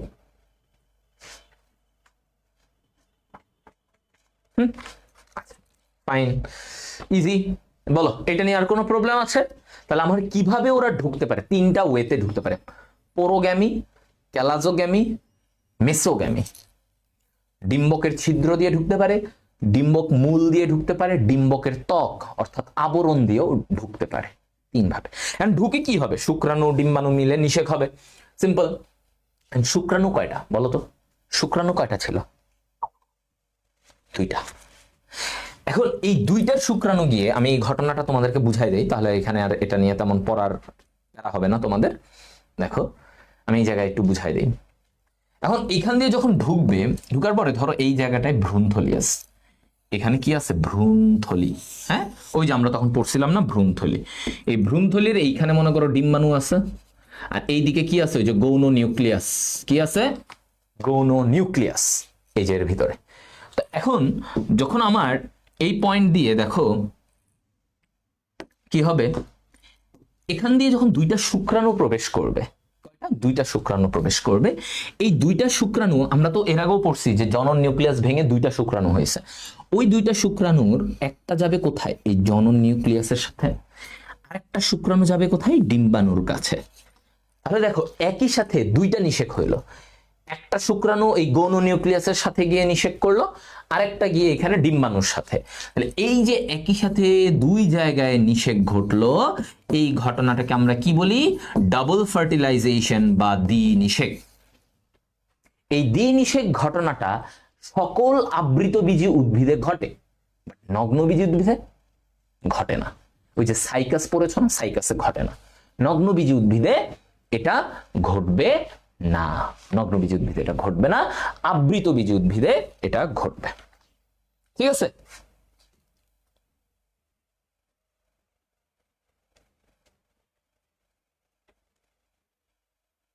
বলো।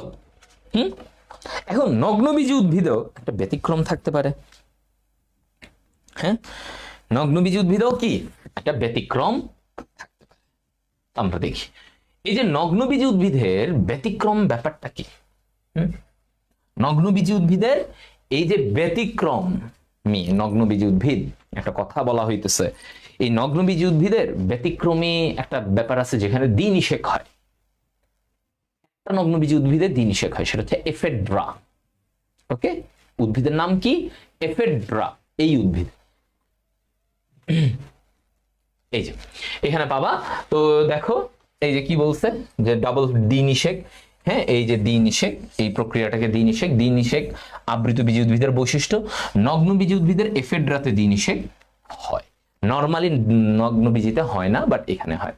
এই যে এইখানে যে দুইটা পুংগ্যামেট একটা ডিম্বাণুর সাথে নিষেক করলো, ঠিক আছে, এই নিষেকটাকে আমরা বলি, এই ধরনের মিলনকে কি বলা হয়? সিনগ্যামি বলা হয়।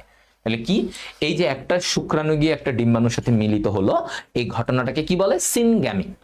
এই নামগুলো একটু দেখে রাখলেই হবে। ওকে, এবার আসো এই জায়গায় আমাদেরকে এই যে সেকেন্ডারি নিউক্লিয়াসের সাথে একটা পুংগ্যামেটের মিলনকে ট্রিপল ফিউশন বলে। কেন ট্রিপল ফিউশন কেন বলছ? কারণ দেখো আগে থেকে গৌণ নিউক্লিয়াসটা কি ছিল? হ্যাপ্লয়েড, হ্যাপ্লয়েড মানে ডিপ্লয়েড ছিল। গৌণ নিউক্লিয়াস কি ছিল? ডিপ্লয়েড ছিল, এন এন। এখন একটা শুক্রাণু ওর সাথে নিষেক হবে, শুক্রাণু আসবে, ধরো একটা শুক্রাণু আসলো, এই শুক্রাণুটাও কি এন না? তাহলে আগে থেকে গৌণ নিউক্লিয়াস ছিল 2n, আর এখন একটা শুক্রাণু আসলো, তাহলে কি হবে বলো? তাহলে এটা মিলে 3n হবে। কত হবে? 3n। বলো, বুঝছো? ইজি। এই যে এই যে গৌণ নিউক্লিয়াসটা হইল না, এই গৌণ নিউক্লিয়াসটা পরবর্তীতে কিসে পরিণত হয় জানো? এই যে এটা নিষেকের পরে, এই যে নিষেক তো হইলো, এরপরে এটা থেকে কি হয় জানো? শস্য। এই গৌণ নিউক্লিয়াস কিসে পরিণত হয়? শস্য। এখন তুমি বলবা শস্য কি? বুঝি না। শস্য হচ্ছে একটা বীজের ভেতরে থাকা এই যে টিস্যুটা, এই টিস্যুটাকে বলে শস্য। এই টিস্যুটাকে কি বলে?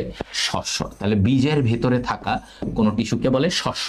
ওই শস্যটা কোথা থেকে হয়? এই গৌণ নিউক্লিয়াস, এটা পরবর্তীতে শস্যে পরিণত হয়।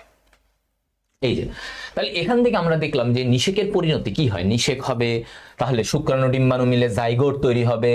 এই জাইগোট থেকেই তো আমার পরবর্তীতে নতুন চারা তৈরি হবে, রাইট? যেটা বলছে যে জাইগোটই হলো স্পোরোফাইটের প্রথম কোষ। স্পোরোফাইট মানে কি? ধরো একটা পূর্ণাঙ্গ উদ্ভিদ, ডিপ্লয়েড একটা উদ্ভিদ, এই উদ্ভিদের শুরু হয়েছে কোথা থেকে? জাইগোট থেকে। জাইগোট আস্তে আস্তে বিভাজিত হয়ে ভ্রূণ, ভ্রূণ থেকে চারা, চারা থেকে বড় গাছ হয়েছে। তো এটাই প্রথম কোষ হচ্ছে জাইগোট, এটা বলছে। এখন এরপরে ওর ভিতরে শস্য তৈরি হয়, ওই যে বীজের ভেতরে শস্য। এই শস্যটা কোথা থেকে আসে? এই যে দেখো সেকেন্ডারি নিউক্লিয়াস বা গৌণ নিউক্লিয়াস বলা হয়। ওই গৌণ নিউক্লিয়াসটা থেকে তোমার হচ্ছে শস্য তৈরি হয়েছে, বা এন্ডোস্পার্ম। ইংরেজিতে কি বলে? এন্ডোস্পার্ম। এন্ডোস্পার্মে প্রচুর পরিমাণে স্টার্চ, লিপিড, প্রোটিন এগুলো জমা থাকে, প্রচুর পরিমাণে এই জিনিসগুলো জমা থাকবে। ওকে, আচ্ছা, ফাইন। শস্যের ব্যাপারটা বুঝছো? তাহলে জাইগোট থেকে তো আস্তে আস্তে ভ্রূণ হবে, ভ্রূণ থেকে একটা বীজ, তো বীজের ভেতরে একটা টিস্যু থাকে না? কাঁঠালের বীজের ভর্তা খাইছো না? কাঁঠালের বীজের ভেতরে ওই যে বীজ, এটার ভিতরে একটা টিস্যু যেটা দিয়ে আমরা ভর্তা খাই, এটা কি? এটা হচ্ছে শস্য। এটা কি? শস্য, বা ইংরেজিতে বলে এন্ডোস্পার্ম। ওকে, এন্ডোস্পার্ম। আচ্ছা, গেল। এবার আসো ফল সৃষ্টি। তাহলে আস্তে আস্তে কি হবে? বীজের চারপাশে ফল তৈরি হবে, রাইট? ফল হবে, অর্থাৎ ফলটা হচ্ছে এই যে গর্ভাশয় ছিল না, একটা ফুলের গর্ভাশয়, পুরো অংশটা গর্ভাশয়টা, গর্ভাশয়ের ভিতরে ডিম্বক। এখন যেটা হয়, এই যে গর্ভাশয়ের ভিতরে ডিম্বক, এই ডিম্বকটা হয় বীজে, আর গর্ভাশয় কিসে পরিণত হয়? ফল। আমি একটু তোমাদেরকে আইডিয়া দেই। দেখো এই জায়গায় ধরো এরকম অবস্থা ছিল যে এটা ধরো একটা গর্ভাশয় ছিল, হ্যাঁ, এটা কি একটা গর্ভাশয়? এই গর্ভাশয়ের ভিতরে কি ছিল বলতো? এরকম ধরো একটা ডিম্বক, ওই যে আমরা আজকে যেটা ডিম্বক পড়লাম, বিভিন্ন রকমের ডিম্বক পড়লাম, এই ডিম্বকটা গর্ভাশয়ের ভিতরে। এখন এটা হচ্ছে নরমালি নিষেকের আগে। এখন যখন নিষেক হয়ে গেছে, তারপরে কি হয়? তারপরে দেখো এই জিনিসটা, এই যে ডিম্বকটা, এই ডিম্বকটা হয় একটা বীজে। এটা কিসে? একটা বীজ। বীজ, আর বীজের চারপাশে, যেমন আমের ক্ষেত্রে চিন্তা করো, আমের ভিতরে বীজ, তার চারপাশে ফল যেটা আমরা খাই। তো এই যে ডিম্বকটা বীজে হয়, আর ওর চারপাশের যে গর্ভাশয়টা, এটা কিসে পরিণত হয়? এটা পরিণত হয় ফলে। এটা কিসে পরিণত হয়? ওর চারপাশে এই যে এই অংশটা, এটা হয় ফলে। দেখছো?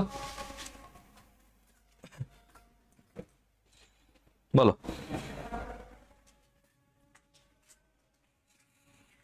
আপনাদের এটা কি ক্লিয়ার?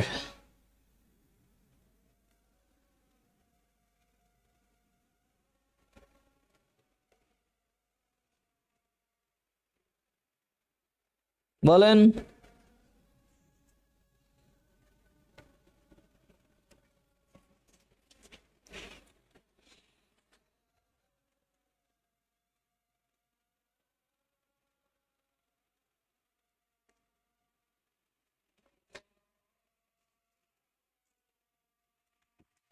ওকে সবাই গুড। তাহলে এইটা এখন এই যে বীজ যে হবে, বীজের আগে তোমার কি হয়, ওটা ভ্রূণ। এই যে ভ্রূণের একটা যে জাইগোট থেকে যে ভ্রূণ হবে, মানে একটু বড় হবে, বিভাজন হয়ে ভ্রূণ। এই ভ্রূণের কয়টা পার্ট থাকে দেখো, বীজপত্র, ভ্রূণকাণ্ড, ভ্রূণমূল। সহজ কথা, একটা এরকম ভ্রূণমূল হয়, একটা মূল হয়, বীজপত্র হয়, ধরো এরকম দুই পাশে বীজপত্র, এখান থেকে ভ্রূণকাণ্ড। ওকে, তাহলে কি কি, ভ্রূণমূল, ভ্রূণকাণ্ড, দুই পাশে দুইটা বীজপত্র, দুই পাশে দুইটা বীজপত্র, এগুলো। এখন দেখো এই জায়গায় একটা তথ্য আছে যেটা আমাদের মেডিকেল অ্যাডমিশনে আসতে পারে, এগুলো থেকে কিন্তু প্রশ্ন আসবে যে কি কি পার্ট, কোনটা ভ্রূণের অংশ নয়, কোনটা কি, বীজ কোথা থেকে হয়, ডিম্বক কিসে পরিণত হয় বীজে, গর্ভাশয় কিসে পরিণত হয় ফলে, এগুলো থেকে প্রশ্ন। আচ্ছা দেখো, বীজের একটা তৃতীয় স্তর থাকে যেটাকে আমরা বলি এরিল। এই এরিলটা সবার থাকে না, কাদের থাকে আমরা দেখি, লিচু, কাঠলিচু, জায়ফল, যেগুলো একটু শক্ত, যেমন লিচুর ভিতরের অংশটা শক্ত, কাঠলিচু, তারপরে হচ্ছে জায়ফল চিনো, এগুলোতে এরিল দেখা যায়, মানে একটা এক্সট্রা আবরণ থাকে, এই আবরণটা একটা ড্রাই, শুষ্ক, খুবই ড্রাই, মানে একদম খুবই একদম মনে হবে যে এখানে কিছু নাই, কোনো নিরস একটা যায় অংশ, লেয়ার থাকে কিছু কিছু বীজে। তো এগুলো, এই লেয়ারটাকে বলা হয় এরিল। এই এরিল কাদের থেকে, লিচু, কাঠলিচু, জায়ফল চিনো, কোথায় দেয় দেখছো জায়ফল?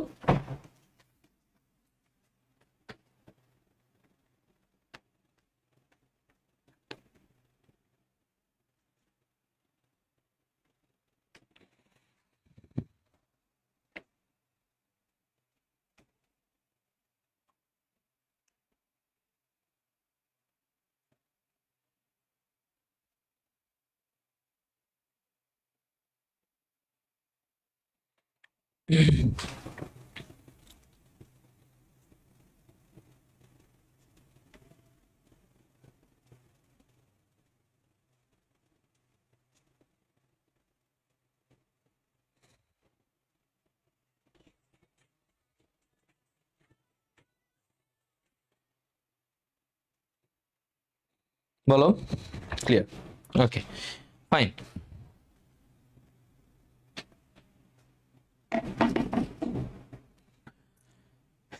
এবার দেখো, প্রজননের সফলতা নির্ভর করে কিসের উপরে, কিসের উপরে একটা প্রজনন সফলতা, পরাগায়ন হচ্ছে কিনা, প্রথম পয়েন্ট পরাগায়ন হওয়া, নিষিক্তকরণ, বীজের বিস্তারের উপর, বীজের বিস্তারের উপর। ঠিক আছে, তাহলে তিনটা, একটা হচ্ছে যে পরাগায়ন, নিষিক্তকরণ, বীজের বিস্তারের উপর, এই তিনটা হচ্ছে কি, এটা হচ্ছে আমার এই পরাগায়নের ব্যাপার, মানে তোমার প্রজননের সফলতা, যে বীজের এরপরে বিস্তারটা কেমন হয়েছে, নিষেকটা ঠিকঠাক হয়েছে কিনা। পরাগায়ন, প্রথমে তো পরাগায়ন হবে, তারপরে নিষেক হবে, তারপরে বীজ হবে, বীজটা বিস্তার হবে। এখন আসো, এই ছকটা মানে অ্যাডমিশনে বা যে কোনো জায়গায় এটা প্রচুর আসে, ভেরি ভেরি ইম্পর্টেন্ট দিয়ে দিই, হ্যাঁ ভেরি ভেরি ইম্পর্টেন্ট। দেখো কি বলছে, নিষেকের আগে আমার কোনটা ছিল, আর এরপরে কিসে, গর্ভাশয় কিসে পরিণত হয় ফলে, ডিম্বক বীজে পরিণত হয়। ডিম্বকের যে আবরণ এক্সাইন আর ভিতরের আবরণ ইনটাইন, তাহলে এক্সাইন কিসে, টেস্টা, ইনটাইন কিসে, টেগমেন, তাহলে টেস্টা ও টেগমেনে পরিণত হয়। ডিম্বাণু বা এগ, ডিম্বাণু কিসে, ডিম্বাণুটা ভ্রূণে পরিণত হচ্ছে। সেকেন্ডারি নিউক্লিয়াস কিসে, এটা হচ্ছে এন্ডোস্পার্ম বা শস্যে পরিণত হচ্ছে, তাহলে আমার ডিম্বাণু বা এগ এটা গেল ভ্রূণ, সেকেন্ডারি নিউক্লিয়াস এখান থেকে কি হয়, এন্ডোস্পার্ম বা শস্য এটা গেল। তারপরে এখান থেকে কি তোমার হচ্ছে ডিম্বক নাভি, ডিম্বক নাভি যেটা হচ্ছে হাইলামে পরিণত হবে, কিসে, হাইলাম। আর এইদিকে হচ্ছে ফিউনিকুলাস বা ডিম্বক নারী, এটা হচ্ছে বীজের বোটা, ঠিক আছে, কিসে পরিণত হবে, বীজের বোটা। আচ্ছা ফাইন। আর ক্যালাজা বা ডিম্বক মূল যেটা আমরা বলি, ডিম্বক মূল, সেটা নষ্ট হয়ে যায়, সেটা কি নর্মালি নষ্ট হয়ে যায়। তো কোনটা কিসে পরিণত হয়, ডিম্বক নাভি, বীজের নাভি, সেকেন্ডারি নিউক্লিয়াস, শস্য। আর এই যে দেখো সহকারী কোষ, প্রতিপাদক কোষ, এরা কিসে হয়, এরাও নষ্ট হয়েছে, এরা কিসে হবে, এরা নষ্ট হয়ে যাবে। ওকে, এই এতটুকু। তাহলে আমরা মোটামুটি এই যে নিষেকের আগে যা ছিল, নিষেকের পরে তাই আমরা জানলাম, তাই শিখলাম, রাইট? ওকে, সো এই জিনিসগুলো হয়ে গেছে। দেখো আমাদের এই এই এই পয়েন্টগুলো আমরা ক্লিয়ার কিনা।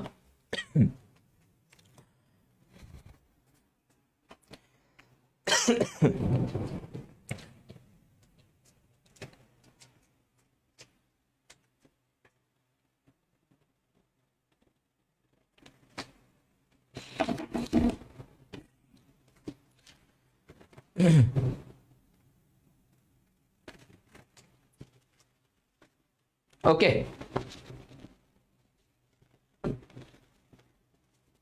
এবার আসো এই যে অযৌন জনন ব্যাপারটা দেখো। অযৌন প্রজননের এইখানে আমাদের কি বলছে, অযৌন প্রজননে দেখো পুং ও স্ত্রী গ্যামেটের মিলন ছাড়া উদ্ভিদের যে প্রজনন ঘটে তাকে অযৌন প্রজনন বলে। আচ্ছা ফাইন, অযৌন প্রজনন মানে পুং স্ত্রী এগুলো ছাড়া, শুক্রাণু ডিম্বাণুর কাহিনী ছাড়া অন্য কোনো ভাবে যদি প্রজনন হয়, এটাকে আমরা কি বলবো? হ্যাঁ, ক্লাস রুটিন গ্রুপে আছে, শিল্পী মহন্তা ক্লাস রুটিন গ্রুপে আছে, তুমি দেখবা ফিচার করা আছে, ওখানে দেখলেই বুঝবা ক্লাস রুটিন তো গ্রুপেই আছে। আচ্ছা, তো এখানে আমাদের কি অযৌন প্রজনন বলতেছেন, পুং ও স্ত্রী গ্যামেটের মিলন ছাড়া উদ্ভিদের যে প্রজনন ঘটে তাকে অযৌন প্রজনন বলে।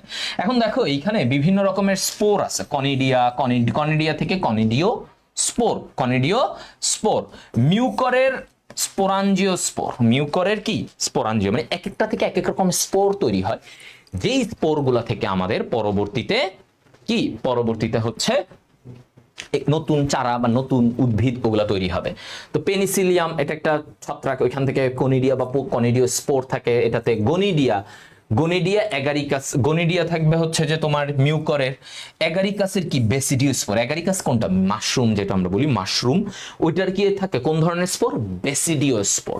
তাহলে এই স্পোরগুলা বিভিন্ন ছত্রাক শৈবালে পাওয়া যায়, এই স্পোরগুলা যখন বের হয় ওগুলা থেকে আরো নতুন নতুন শৈবাল বা ছত্রাক তৈরি হয়, এগুলো হচ্ছে ব্যাপার। এখন আসো এখানে দেখো কি এর মধ্যে এই যে কিছু কিছু স্পোর থাকে, যাদের স্পোরগুলা সবগুলা সমান আকৃতির, মনে করো সেম আকৃতির, তাহলে যাদের স্পোর সেম আকৃতির তাদেরকে আমরা কি বলবো, হোমোস্পোরাস। কি বলি, হোমোস্পোরাস। যেমন ফার্ন ও লাইকোপোডিয়াম, তাহলে এটা আমরা বলবো কি, লাফা। কি বলবো, লাফা। হ্যাঁ, লাফা। লাইকোপোডিয়াম আর ফার্ন এই দুইজনের এটা হচ্ছে হোমোস্পোরাস। কি এটা, হোমোস্পোরাস, ঠিক আছে, হোমোস্পোরাস। আচ্ছা গেল। কিন্তু সেলাজিনেলা, শুষ্নি শাক ইত্যাদির স্পোর অসম আকৃতির, অর্থাৎ হেটেরোস্পোরাস। অর্থাৎ কি, হেটেরোস্পোরাস, ঠিক আছে, অর্থাৎ হেটেরোস্পোরাস। তাহলে আমি এই জায়গায় কি, সেলাজিনেলা, শুষ্নি শাক ইত্যাদির স্পোর অসম আকৃতির অর্থাৎ হেটেরোস্পোরাসের কথা আমরা বলছি। হ্যাঁ, হেটেরোস্পোরাস। এই এই হচ্ছে কথা, ক্লিয়ার? বলো।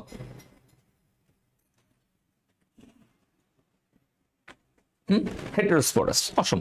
আচ্ছা এবার অঙ্গজ প্রজনন ব্যাপারটা বুঝো। ধরো উদ্ভিদের একটা অংশ কেটে তুমি এক জায়গায় লাগাইছো, ওটা থেকে নতুন অংশ, ধরো একটা কাণ্ড এনে লাগাই দিল, একটা মূল, উদ্ভিদের যে কোনো একটা মূল এনে একটা জায়গায় মাটিতে পুঁতে লাগাই দিছো, তাহলে এইখান থেকে নতুন উদ্ভিদ হবে। এই যে অঙ্গ থেকে প্রজনন হইতেছে, এগুলোকে বলে অঙ্গজ প্রজনন। এখানে কোনো স্পোর নাই, কোনো শুক্রাণু ডিম্বাণু কোনো কাহিনী নাই, আমি একটা অংশ কাটলাম, কেটে ওটা মাটিতে লাগাই দিলাম, ওইখান থেকে নতুন উদ্ভিদ হয়ে গেল। তো এরকম অঙ্গজ প্রজননের ব্যাপারগুলো কি কি দেখো, যেমন প্রথমে আসে মূল দ্বারা, মূলের মাধ্যমে হয়। মূল দ্বারা কি কি দেখো, মিষ্টি আলু, ডালিয়া, শতমূলী, কাকরোল, পটল, অনেকগুলা নাম। হ্যাঁ, মূল দ্বারা। তো আমি এটাকে এভাবে মনে রাখতাম, দেখো এটা শতডালি মিষ্টি পটল কাকে খায়। কি বলছি, শতডালি মিষ্টি পটল কাকে খায়, কি এই উদাহরণ, মানে এটা থেকে তুমি দেখো শতমূলী, ডালিয়া, মিষ্টি আলু, পটল তো পটল, কাকে কাকরোল, ঠিক আছে, শতডালি মিষ্টি পটল কাকে খায়। ছন্দ দিয়ে আমরা এগুলো একটু মুছে, কারণ অনেকগুলা নাম তো ভাইয়া, মানে তোমাকে প্যারা লাগবে যে তুমি এতগুলা নাম মুখস্থ করবা। মূল দ্বারা কোন কোন উদ্ভিদের মূল লাগাইলেই সেখান থেকে নতুন উদ্ভিদ হবে, কাকরোল, ডালিয়া, একটু পরে ওটা পড়বা, একটু পরে আবার এইটা পড়তে যাবা, আয় হায় লেগে গেল। তো এই জন্য আমার কাছে যে ওটা ইজি লাগছে, যে তুমি একটা ছন্দ রাখবা যে শতডালি মিষ্টি পটল কাকে খায়। এটা কার, এটা হচ্ছে মূল দ্বারা। তাহলে মূল দ্বারা দেখো, আমি পড়ছিলাম সেই অ্যাডমিশন টাইমে 2017 সালে, এখনো কিন্তু আমি এটা দিয়েই মনে রাখি। আমার যদি হুট করে ধরো তুমি, আমি এটাই বলবো, ঠিক আছে, আমি এটাই বলবো, এটাই দিয়ে আমি মাথায় রাখবো। ও হ্যাঁ হ্যাঁ হ্যাঁ, কি ডালিয়া বলছো, এটা মূল দ্বারা হয় শিওর, কারণ আমি যে মনে রাখছি। আচ্ছা, এটা দিয়ে মনে রাখতে পারো। আর যদি কেউ ডিরেক্ট মুখস্থ করতে চাও, ওকে, তোমার ইচ্ছা, করতেই পারো। কাণ্ড দ্বারা, হ্যাঁ, কাণ্ড দ্বারা দেখো, গোল আলু, আদা, পেঁয়াজ, সটি, ওলকচু। হ্যাঁ, এটা দেখো, গোল আলু, আদা, পেঁয়াজ, তারপর হচ্ছে সটি, ওলকচু। এখানে কাণ্ড দ্বারা আমরা এভাবে বলি, কোথায় গেল,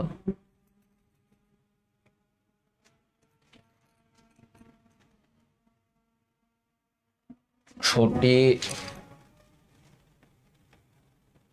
গোল আলু,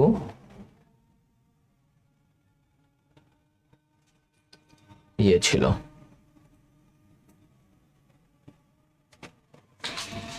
এটার ছন্দ কি বানাইছিলাম? ও না না না, এটা ছন্দ বানাই নাই, সাকারেরটা মনে রাখছিলাম। এই যে সাকার, মানে এটার একটা বিশেষ কাণ্ড, সাকারেরটা, এটা অনেক আসে। এই সাকারেরটা মনে রাখছিলাম, তাহলে এইটা বাদে ওইগুলা হচ্ছে নর্মাল কাণ্ড দ্বারা। আর সাকার একটা বিশেষ কাণ্ড, এটা কাদের মাধ্যমে, এটার মাধ্যমে কি হয়, যে কলা গাছে দেখবা সাকার আছে, বিশেষ কাণ্ড এগুলা, হ্যাঁ, কলা গাছের মতো। তো দেখো, এই সাকার হচ্ছে কারা কারা, এটা আমরা বলি এইভাবে, বড় আপু, ঠিক আছে, বড় আপু, চাঁদ আঁকে, বড় আপু, চাঁদ আঁকে, ঠিক আছে, বড় আপু, চাঁদ আঁকে। তো আমরা বতে কি, বাঁশ, বতে কি, বাঁশ, ঠিক আছে, বাঁশ। আচ্ছা, গেল আনারস, আনারস, পুতে পুদিনা, পুদিনা। আচ্ছা, এরপরে দেখো চাঁদ, চাঁদে কি, চন্দ্রমল্লিকা, চাঁদ, চন্দ্রমল্লিকা, তাহলে সাকারের গুলা হচ্ছে এটা চন্দ্রমল্লিকা। আকে, কতে কি, কলা, ওকে, কতে কি, কলা। বড় আপু চাঁদ আঁকে, এটা হচ্ছে বাঁশ, আনারস, পুদিনা, চন্দ্রমল্লিকা আর কলা। এই জিনিসগুলো হচ্ছে সাকার দ্বারা হয়। তোমাকে প্রশ্ন আসতে পারে, নিচের কোন উদ্ভিদটি সাকারের সাহায্যে প্রজনন করে, তখন তুমি এগুলা লিখবা। আর এইটা বাদে আর ওইটা বাদে বাকি যেগুলো, যে গোল আলু, আদা, পেঁয়াজ, সটি, ওলকচু, এগুলা হচ্ছে কি তোমার কাণ্ড দ্বারা, এগুলা কি কাণ্ড দ্বারা, ঠিক আছে। হ্যাঁ, ওকে, এবার আসুন, এবার বাকিগুলা দেখো, মেইন কাহিনী ওইখানে, ওগুলা একটু বেশি বেশি, বাকিগুলা একটা একটা করে, এগুলো দেখলেই মনে থাকবে। পাতার মাধ্যমে কোনটা হবে, পাতা, পাথরকুচি, পাতা কি, পাতার মাধ্যমে পাথরকুচিটা হয়, পাথরকুচি দেখছো, পাতাটা লাগাই রাখবা, পাতা থেকে হয়ে যাবে পাতা, পাথরকুচি। তাহলে পা পা কি, পা পা, পাতা, পাথরকুচি, শেষ। এটা নিয়ে কঠিন কিছু না। ওকে, বুলবিল বা কক্ষ মুকুল, ওই যে মুকুলের ওই অংশটা, হ্যাঁ, কক্ষ মুকুল, মুকুল, ওই কক্ষ মুকুল থেকে কোনটা করা যায়, চুপড়ি আলু, চুপড়ি আলু। তাহলে এটা মনে রাখবা, কি বলছে? কক্ষে চুপ থাকতে বলছে। কক্ষে সবাইকে কি বলছে? কক্ষে চুপ। ঠিক আছে, মানে একটা রুমে সবাই বলছে চুপ থাকো। কক্ষ মুকুল দ্বারা কোনটা হবে? চুপড়ি আলু। চুপড়ি আলু। ঠিক আছে, ওকে, চুপড়ি আলু। অর্ধবায়বীয় কাণ্ড। অর্ধবায়বীয় কাণ্ড মানে যেগুলোতে একটু ফাঁপা ফাঁপা দেখা যায়, হ্যাঁ, অর্ধবায়বীয় কাণ্ড। আচ্ছা, তো এগুলো কি? কচু জাতীয় উদ্ভিদে অর্ধবায়বীয় কাণ্ড দ্বারা বংশবৃদ্ধি হয়। যেমন আমরুল শাকের বলা হয়েছে স্টোলন নামক একটা কাণ্ড, কচু শাকে বা কচুতেও এটা পাওয়া যায় কচুর মতো। ওই যে দেখবা কচুর কাণ্ডটা দেখছো, একদম শক্ত না, আবার একদম যে ভিতরে ফাঁপা এটাও না। কচুর কাণ্ডটা যারা দেখছো প্র্যাকটিক্যাল লাইফে, কচু দেখবা মানে খুব শক্ত না, আবার একদম যে পাতলা ধানের মতো নরম এমনও না। তো এগুলোকে বলে অর্ধবায়বীয় কাণ্ড। এই অর্ধবায়বীয় কাণ্ড ওইটা থেকে যদি তুমি রাখো, অর্ধবায়বীয় মানে কি? একটু সেমি সলিড, মানে হালকা নরম আবার হালকা শক্ত এরকম। তো এগুলোকে বলে বায়বীয় কাণ্ড। যেমন কচুতে আমরা এটার মাধ্যমে করতে পারি। কচু। মুকুল, মুকুল দিয়ে ইস্টে হয়। ছত্রাক, ইস্ট নামক ছত্রাকে মুকুল দিয়ে হয়, ওদের একটা মুকুল বের হয়। ইস্টে কি হয়? এই যে ইস্ট, ইস্টে দেখো এটা ধরো ইস্ট, এই ইস্টের মাথা দিয়ে এরকম মুকুল বের হয়, এই মুকুলটা থেকে নতুন ছত্রাক হতে পারে। হ্যাঁ, পর্ণকাণ্ড দ্বারা ফণিমনসা, ফণিমনসার পর্ণকাণ্ড চিনছো? পর্ণকাণ্ড কোনটা জানো? এরকম ভাগ ভাগ করে থাকে না, ক্যাকটাস দেখছো না? এই যে ফণিমনসা দেখবা এরকম এরকম থাকে, এরকম থাকে, এরপরে আবার এইরকম, আবার এইরকম, এইরকম, এরকম থাকে না ক্যাকটাস গুলো? একটু এরকম কেমন জানি, হ্যাঁ, খন্ড খন্ড করা। এই এক একটা অংশকে বলা হয়, ধরো এই এক একটা অংশকে কি বলে? পর্ণকাণ্ড। পর্ণকাণ্ড, ঠিক আছে, এটাকে বলে। তাহলে এই যে একটা অংশ, তুমি যদি একটা ক্যাকটাস বা ফণিমনসার একটা অংশকে নিয়ে লাগায় রাখো, এখান থেকে নতুন ক্যাকটাস হতে পারবে। ওকে, ডান। এরপর আসো, এগুলা থেকে তোমাদের তেমন আসে না কয়েকটা জিনিস, যেমন কৃত্রিম ভাবে যদি আমরা প্রজনন করতে চাই, কৃত্রিম, তাহলে সেখানে দেখো কি কি আছে। কাটিং বা স্লিপ, জবা, আখ, গোলাপ, পাতাবাহার, সজিনা, আপেল, কমলা লেবু, এগুলো কি কাটিং? মানে মনে করো তুমি একটা অংশ কাটলা লেবু বা গোলাপের, এগুলাতে, এগুলো একটু লেস ইম্পর্টেন্ট, এটা আমি 1 স্টার দিয়ে দেই। হ্যাঁ, এগুলা থেকে তেমন আসে না। আসে ওই যে এর আগে যেগুলো পড়ছি, এই যে মূল, কাণ্ড দ্বারা কোনটা হয়, এগুলা দিয়ে কি কি হয়, এগুলা আসে না আগেরগুলা। এটা অনেক লেস ইম্পর্টেন্ট, 1 স্টার দিয়ে রাখলাম। যে জবা, আখ, গোলাপ, এদের কি কাটিং? মানে একটা অংশ কেটে মাটিতে পুঁতে রাখবা, ওখান থেকে শিকড় গজায়, এটা উঠে যাবে। দাবা কলম, লেবু, জুই, লেজ। দাবা কলম কি? ধরো একটা উদ্ভিদের একটা কাণ্ডটারে তুমি মাটির নিচে চাপা দিয়ে, কাণ্ডটারে ধরো একটা উদ্ভিদ, এটার কাণ্ডটারে তুমি মাটির নিচে চাপা দিয়ে রাখলা, এখান থেকে আস্তে আস্তে ওই কাণ্ডটা থেকে একটা বা একটা ডালটাকে মাটিতে চাপা দিলা, ওই ডাল থেকে আস্তে আস্তে মূল গজায়, ওইটা থেকে নতুন উদ্ভিদ হইতে পারে। তো এগুলো হচ্ছে কৃত্রিম, মানে আমি কৃত্রিম ভাবে আমি ঘটাইতেছি। জোর কলম, জোর কলম কি? একটা উদ্ভিদের সাথে আরেকটা উদ্ভিদের জোড়া লাগানো, একটা উদ্ভিদের সাথে আরেকটা উদ্ভিদকে জোড়া লাগানো, জোর কলম বলে এটাকে। কি বলে? জোর কলম। তার মানে আমি এইখানে একটা আছে, ধরো এখানে একটা জিনিস আছে, তো এইটাকে আমি কি করলাম? ওর সাথে জোড়া লাগাও, মানে একটা উদ্ভিদ ধরো এটা, এইটাকে আমি আরেকটা উদ্ভিদের ডাল এনে এটার সাথে জোড়া লাগাইছি। তো এই যে যেটা গোড়া, এই যে কাণ্ডটা যেটা গোড়া, এটাকে বলে স্টক। আর আমি আরেকটা উদ্ভিদের ডাল এনে আমি এটার সাথে জোড়া লাগাই দিছি, এইটারে বলে সায়ন। সায়ন এবং স্টক, এই যে দুইটারে জোড়া লাগালাম, দুইটা কিন্তু ভিন্ন উদ্ভিদ। এই গোড়াটা একটা আলাদা উদ্ভিদ, আর এই যে উপরের অংশটা, এটা আরেকটা উদ্ভিদের ডাল এনে আমি ওর সাথে জোড়া লাগাই দিছি। এই যে স্টক আর সায়নকে জোড়া লাগাইছো, এটারে বলে জোড়া কলম, মানে জোর কলম বলে এটাকে। জোর মানে জোর করছি, ঠিক আছে, মানে জোড়া বাঁধাইছি। তো এই যে সায়ন আর স্টক, ওকে, এই দুইটা শব্দ মাথায় রাখবে, এগুলা আছে। তো কি বলছে? উদ্ভিদে ফল আর ফুল নির্ভর করে কার উপরে? সায়নের উপরে। মানে কি? এই যে তোমার উপরের অংশটা কেমন, এইটার উপরে কিন্তু ডিপেন্ড করতেছে যে অ্যাকচুয়ালি কি ঘটতে যাচ্ছে, মানে সায়নটা কি, এটার উপরে নির্ভর করতেছে, রাইট? আচ্ছা, গেল এটা। এবার আসো গুটি কলম। আসো, গুটি কলম কি বলছে? গুটি কলম লেবু, আম প্রভৃতি বা গোলাপ, গন্ধরাজ, এগুলার ক্ষেত্রে ফুলের গাছে গুটি কলম তৈরি করা যায়। গুটি কলম। গুটি কলমে আমরা কি করব, ধরো একটা ডালে ওইখানে গোবর বা মাটি টাটি দিয়ে ওই জায়গাটায়, এই যে দেখো এই যে এখানে ধরো একটা ডালের মধ্যে এরকম প্যাঁচে মাটি টাটি দিয়ে একটা গুটি বানায় রাখছি, উপর থেকে পানিও দিতেছি। এবার আস্তে আস্তে হবে কি, এইটা থেকেই নতুন মূল গজায় যাবে, ওটাই বড় হইতে থাকবে। পরবর্তীতে ওটাকে কেটে তুমি আরেক মাটিতে লাগায় দাও। তো এই যে আমি একটা উদ্ভিদের মধ্যেই আমি এরকম মাটি টাটি দিয়ে ওইখানে একটা গুটি দিয়ে আমি একটা নতুন উদ্ভিদ তৈরি করার চেষ্টা করতেছি, এই প্রক্রিয়াটাকে আমরা বলি কি গুটি কলম। তো এটা লেবু, আম, গোলাপ এদের ক্ষেত্রে হয়। জাস্ট এগুলোর প্রক্রিয়াগুলো আসলে এভাবে আসে না, গুটি কলম কিভাবে হয়, দাবা কলম, আমি জাস্ট তোমাদের একটা আইডিয়া দিলাম।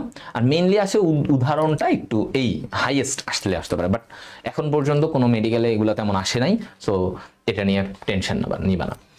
আচ্ছা, এই যে কুড়িটা একটু আসে, এই যে চোখ কলম, মনে রাখবা চোখ কলম আর জোর কলম, ওই যে সায়ন আর স্টক পড়াইলাম, এই দুইটা একটু কমন কম্পারেটিভলি। তো এই যে চোখ কলম মানে আমরা এখানে একটা ছুরি দিয়ে চোখের মতো আকৃতি এরকম করি, টি আকারের একটা ইয়ে করি, ওইটা থেকে আমরা মুকুল বানায় নতুন উদ্ভিদ করা হয়। এই যে চোখ কলমের মেইন ব্যাপার হচ্ছে ভাইয়া কুল, বড়ই, গোলাপ। ঠিক আছে, ওকে, বড়ই এবং গোলাপ, এই যে এই দুইটা উদাহরণ মাথায় রাখবা। বড়ই, গোলাপে এদের দিয়ে আমরা চোখ কলম এটা করতে পারি। তাহলে চোখ কলমের উদাহরণ কি? একটাই কথা ভাই, চোখ কলমের উদাহরণ কি? উদাহরণের বাইরে কিছুই না, কুল আর হচ্ছে গোলাপ, কুল এবং গোলাপ। ঠিক আছে, ওকে। এখন আসো মাইক্রো প্রপাগেশন কি বলছে। তাহলে আমাদের এই তথ্যটা জানলেই হবে যে কোনটা দিয়ে কি, কুড়িটা কি, চোখ কলমের কি বলছে। মাইক্রো প্রপাগেশন কি জিনিস? মাইক্রো ওয়ার্ডটা বুঝো, মাইক্রো মানে কি ছোট, প্রপাগেশন মানে বাড়তেছে, প্রপাগেশন মানে কি বাড়তেছে, বড় হচ্ছে। সো মাইক্রো ছোট জিনিস থেকে যখন এটা বড় হচ্ছে, এই ঘটনাটাকে আমরা বলি মাইক্রো প্রপাগেশন। মাইক্রো প্রপাগেশন, অতি ক্ষুদ্র একটু টিস্যু থেকে অসংখ্য চারা সৃষ্টি করা যায় বলেই এই পদ্ধতির নাম দেয়া হয়েছে কি মাইক্রো প্রপাগেশন। এই পদ্ধতির নাম কি দিছে? Micro propagation.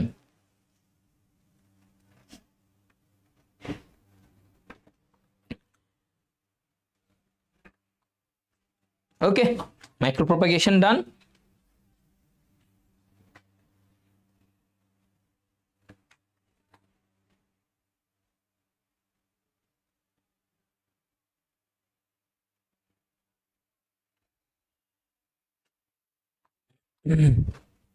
আচ্ছা, তো এবার দেখো আমাদের এই জায়গায় কি বলছে, পার্থেনোজেনেসিস। আচ্ছা, এই যে নতুন একটা টপিক, পার্থেনোজেনেসিস। পার্থেনোজেনেসিস মানে কি? নিষেক ছাড়াই ভ্রূণ সৃষ্টি হবে এবং বীজও হয়ে যাবে, নিষেক হবে না। পার্থেনোজেনেসিস ব্যাপারটা পুরোটা আলাদা একটা জগৎ, যে আমার নিষেক ছাড়াই এখানে সবকিছু হবে, নিষেক ছাড়া। তো নিষেক ছাড়াই আমার ভ্রূণ হবে, তারপর এটা থেকে কি হবে? বীজও হবে। এটাকে আমরা বলি পার্থেনোজেনেসিস। আচ্ছা, যেমন বলা হচ্ছে দেখো, হরমোন প্রয়োগে বীজহীন ফল উৎপাদন প্রক্রিয়াকে পার্থেনোকার্পি বলে। আমি হরমোন দিছি, হরমোন দিয়ে এমন সিস্টেম করলাম যে এখানে নিষেক হবে না, শুক্রাণু ডিম্বাণুর এসব লাগবে না, অটোমেটিক এখান থেকে ফল হবে, বীজ হবে। তো এটাকে আমরা বলি পার্থেনোকার্পি। যেমন লেবু, কমলা লেবু, এই যে লেবুর জাত, এরা মেইনলি পার্থেনোকার্পিক ফল। তাহলে লেবু কি? পার্থেনোকার্পিক, মানে তুমি এটা হরমোন দিয়ে নিষেক ছাড়াই করানো যায়, লেবু তৈরি করা যায়। এখন এই পার্থেনোজেনেসিস দুই রকমের হতে পারে, খেয়াল করো। একটা হচ্ছে হ্যাপ্লয়েড পার্থেনোজেনেসিস আর একটা হচ্ছে ডিপ্লয়েড পার্থেনোজেনেসিস।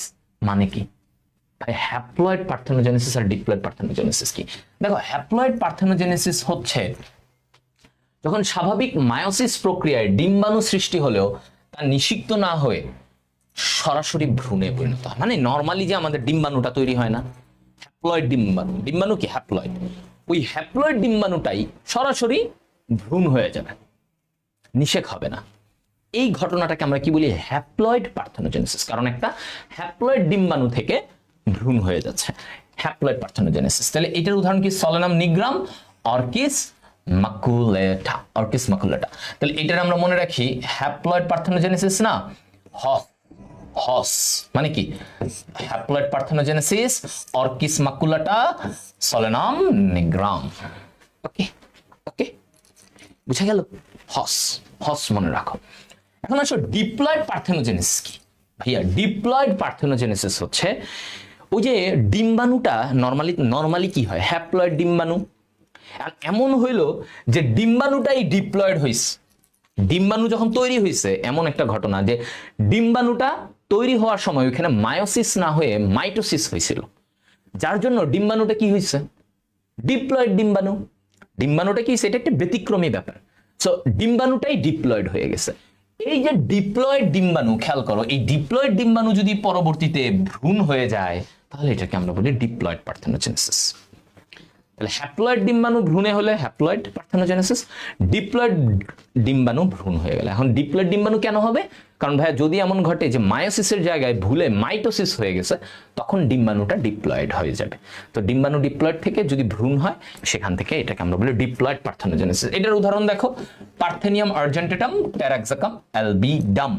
তাহলে এটা কি ডিপিটি, এটা কি ডিপিটি, ডিপিটি,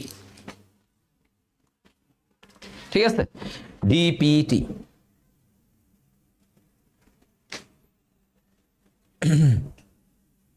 রাইট, দেখো ডিপিটি, ট্যারাক্সাকাম অ্যালবিডাম, পার্থেনিয়াম আর্জেন্টেটাম, এটা আর ডিপ্লয়েড পার্থেনোজেনেসিস। এখন আসো অ্যান্ড্রোজেনেসিস, একটা কথা বলছে, এটা কি? এগুলো আসে, প্রচুর আসে প্রশ্নে। দেখো অ্যান্ড্রোজেনেসিস মানে কি? এতক্ষণ দেখলাম এগুলো ডিম্বাণু থেকে। ধরো এমন হলে অ্যান্ড্রো ব্যাপারটা পুরুষদের সাথে যায়, অ্যান্ড্রো। তাহলে ধরো একটা শুক্রাণু যদি তোমার ইয়েতে পরিণত হয়, কিসে পরিণত হয়? একটা শুক্রাণু যদি তোমার সরাসরি ভ্রূণে পরিণত হয়, তাহলে তাকে কি বলবে? একটা শুক্রাণু যদি সরাসরি ভ্রূণে পরিণত হয়, তাহলে তাকে বলা হয় অ্যান্ড্রোজেনেসিস। একটা শুক্রাণু সরাসরি ভ্রূণে পরিণত হলে অ্যান্ড্রোজেনেসিস। তাহলে এটা কাদের দেখা যায়? তামাক, নিকোটিয়ানা ট্যাবাকাম। এটা মনে রাখবা। এই যে আমরা বলি না, এটা কি কিভাবে মনে রাখবা? অ্যান্ড্রোজেনেসিস তামাক। ছেলেরা কি হয় সাধারণত এই বাংলাদেশে, ছেলেরা, কত ছেলে এরা কি করে? তামাক সেবন করে বা সিগারেট নেয়। খারাপ, খুবই খারাপ, মানে এটা নেওয়াই উচিত না। তো এই যে তার মানে অ্যান্ড্রো, এটা কারা নেয়? মানে পুরুষরাই তো তোমার তামাক এগুলা নেয়। সো অ্যান্ড্রোজেনেসিসের উদাহরণ কি? তামাক, মানে নিকোটিয়ানা। আর বৈজ্ঞানিক নাম দেখলেও বুঝবা, নিকোটিয়ানা ট্যাবাকাম, টোবাকো, তামাক দেখলেই বোঝা যায়। সো এটা এইভাবে মনে রাখতে পারবা যে ছেলেরাই তামাক নেয় সাধারণত, এই যে বাংলাদেশে আমরা দেখি। সো অ্যান্ড্রোজেনেসিসের উদাহরণ হচ্ছে তামাক। ওকে, বুঝা গেল? ওকে, ফাইন। এবার আসো তাহলে এরপরে এইখান থেকে যদি আমরা একটু যাই, এগুলা তোমাদের কিছু লাগবে না। এবার আসো অ্যাপোস্পোরি, এই নামগুলো আসে, এদের উদাহরণগুলো আসে, সংজ্ঞাগুলোও আসে। অ্যাপোস্পোরি, দেখো অ্যাপোস্পোরি কি? দেহকোষ থেকে এই যে একটা ডিম্বকের যে কোনো দেহকোষ থেকে, যেমন ডিম্বক ত্বক, নিউসেলাস, হ্যাঁ, ডিপ্লয়েড ভ্রূণথলি সৃষ্টি হতে পারে। ডিম্বকের দেহকোষ থেকে সৃষ্ট ডিপ্লয়েড ভ্রূণথলির ডিপ্লয়েড ডিম্বাণুটি হতে নিষেক ছাড়াই ভ্রূণ সৃষ্টির প্রক্রিয়াকে অ্যাপোস্পোরি বলে। কি বলে? অ্যাপোস্পোরি বলে। তাহলে কি বলছে? ডিম্বকের দেহকোষ থেকে সৃষ্ট ডিপ্লয়েড ভ্রূণথলির ডিপ্লয়েড ডিম্বাণুটি হতে নিষেক ছাড়াই ভ্রূণ সৃষ্টির প্রক্রিয়াকে আমার অ্যাপোস্পোরি। হ্যাঁ, ওকে।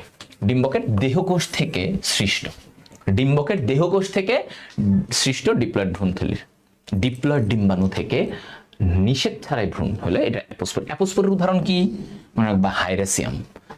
হ্যাঁ, হাইরাসিয়াম। তাহলে হাইরাসিয়াম কি? অ্যাপোস্পোরি। অ্যাপোস্পোরির উদাহরণ হাইরাসিয়াম। ওকে, ফাইন। এরপরে আসো এইখানে অ্যাপোগেমির উদাহরণটা মধ্যে রাখো। অ্যাপোগেমি কি বলছে? ডিম্বাণু ছাড়া অন্য কোষ থেকে। এতক্ষণ অ্যাপোস্পোরিতে কি ছিল?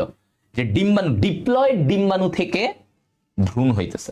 আর এইখানে কি বলছে? ডিম্বাণু বাদ, ডিম্বাণু ছাড়া অন্য যে কোনো কোষ, যেমন সহকারী, প্রতিপাদ, এদের থেকে যদি ভ্রূণ হয়, এটাকে বলে অ্যাপোগেমি। তার মানে ডিম্বাণুর এনে বাদই দিয়েছে। অ্যাপোগেমিতে ডিম্বাণু ছাড়া অন্য যে কোনো কোষ থেকে যদি ভ্রূণ হয়, এটাকে অ্যাপোগেমি বলে। যেমন অ্যালিয়াম কি? পেঁয়াজে এই ব্যাপারটা হয় যে এখানে ডিম্বাণু ছাড়াই অন্য কোষগুলো থেকে ভ্রূণ হয়, মানে সহকারী, প্রতিপাদ থেকে ভ্রূণ হয়। তাহলে আমাকে মনে রাখতে হবে কি? অ্যাপোগেমি, অ্যালিয়াম। Gamy Ilium. তাহলে গ্যামির সাথে কি, গ্যামি হলে ইলিয়াম, গামাল, জামাল, এমনি মনে রাখো, গামাল না জামাল মনে রাখো। তাহলে এল এল এলিয়াম, ঠিক আছে, এলিয়াল। আর গ্যাম গ্যামেট, গ্যামি, গ্যামির উদাহরণ এল, এলিয়াম এলিয়ামের উদাহরণ।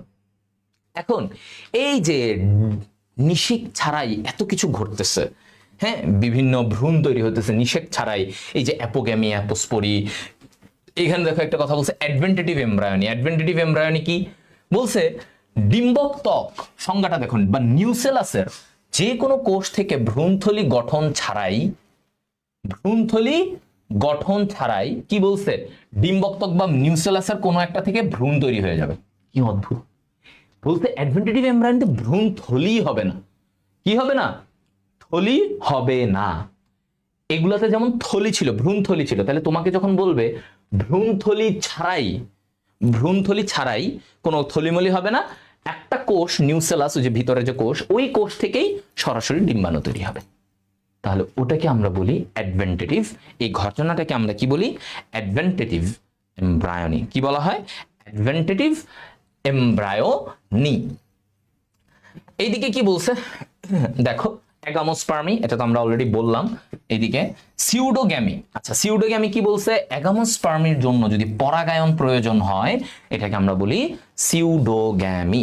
অ্যাগামোস্পার্মির জন্য যদি পরাগায়নের প্রয়োজন হয়, ধরো অ্যাগামোস্পার্মি, এটার জন্য এখন পরাগায়ন লাগতেছে, এখান থেকে এটা এটা লাগতেছে, এটাকে আমরা কি বলবো? সিউডোগ্যামি। ওকে, দ্যাটস ইট। অ্যাগামোস্পার্মি, সিউডোগ্যামি। অ্যাগামোস্পার্মির জন্য পরাগায়ন লাগলে সিউডোগ্যামি, এই তথ্যটুকুই। আচ্ছা, এইখান থেকে এগুলার কিছু না, এখান থেকে একটা সংজ্ঞা তোমাদের লাগবে, আমি দেখাই। এই এটা লাগবে। এই যে কৃত্রিম প্রজননের, এই যে দেখো, কৃত্রিম প্রজননের একটা ধাপে কি হয়, ওদের পুষ্প থেকে, ফুল থেকে এই যে পুংকেশরটাকে সরায় ফেলে, হ্যাঁ, যেন স্বনিষেক না হয়, স্বপরাগায়ন না হয়, এজন্য কি করে, ওই যে কৃত্রিম প্রজননের টাইমে পুংকেশরটাকে সরায় ফেলে। এই যে পুংকেশরটাকে সরায় ফেলা, এটাকে বলে ইমাস্কুলেশন।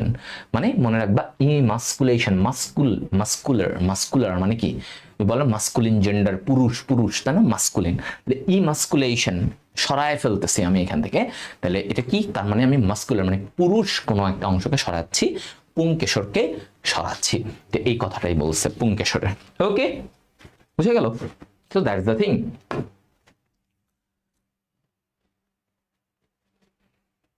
এটা হয়ে গেল, এগুলা তো তোমাদের আর কিছু নাই এখান থেকে, হ্যাঁ, এখান থেকে কিছু নাই। রোগ প্রতিরোধী জাত তৈরি, বিআরআরআই উদ্ভাবিত মুক্তা, গাজী, মোহিনী, এগুলা, ঠিক আছে, মোহিনী, এগুলো হচ্ছে রোগ প্রতিরোধী জাত। এগুলা তোমাদের কয়েকটা, মানে কি কি তৈরি হয়েছে, যেমন এই যে বিআরআরআই, দেখো বিআরআরআই উদ্ভাবিত কি ধান, কি কি ধান আছে, চান্দিনা, বিরিশাইল, ইরিশাইল, এগুলা। এরপরে হচ্ছে তোমাদের আর কি লাগবে, এটা লাগবে না, এসব লাগবে না, ভুল দরকার নাই।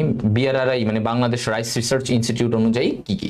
আচ্ছা, এইখানে এটা মনে রাখবা, ইন্দোনেশিয়ার পেটা ধান, তাইওয়ানের ডিজি উজেন, হ্যাঁ, তাইওয়ানের ডিজি উজেন ধানের কম্বিনেশনে নতুন একটা ধান তৈরি করা হয়, এটাকে বলা হয় ইরি আট। কি বলা হয়? ইরি আট, এতটুকু জানবা, ঠিক আছে, ইরি আট। আর ইরি পাঁচে কি, পেটা ধানের সাথে টঙ্কাই ধান, এটা মিলে আমার কি তৈরি করে, ইরি পাঁচ।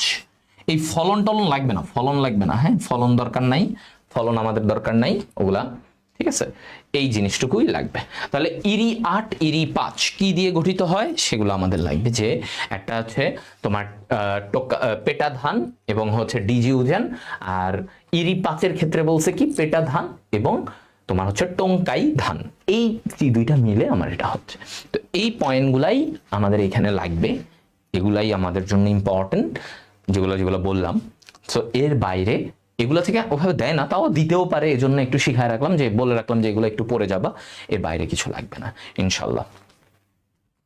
ওকে, সো দ্যাটস দ্য থিং। আশা করি সবাই বুঝতে পারছো পুরো ব্যাপারটাকে, তোমরা এখন ক্লিয়ার হতে পারছো। ওকে, সো ডান, আজকের মতো এতটুকু। তোমাদের কোনো প্রবলেম থাকলে বলতে পারো, বলো।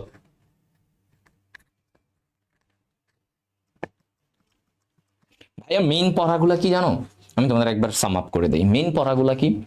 পুং গ্যামেটোফাইট, স্ত্রী গ্যামেটোফাইট, ওই যে শুরুর দিকে প্রথমে যেগুলো পড়াইছি, প্রথম 1 ঘন্টা, আজকের ক্লাসে প্রথম 1 ঘন্টা পুরাটা very very important, very very important. আচ্ছা, তারপরে ডিম্বকের প্রকারভেদগুলা আসে, উদাহরণগুলা। ওই যে একটা ছক পড়াইলাম না, নিষেকের আগে পরে, আগে কি ছিল, নিষেকের পরে ওটা কিসে পরিণত হয়, কোনটা কিসে পরিণত হয়।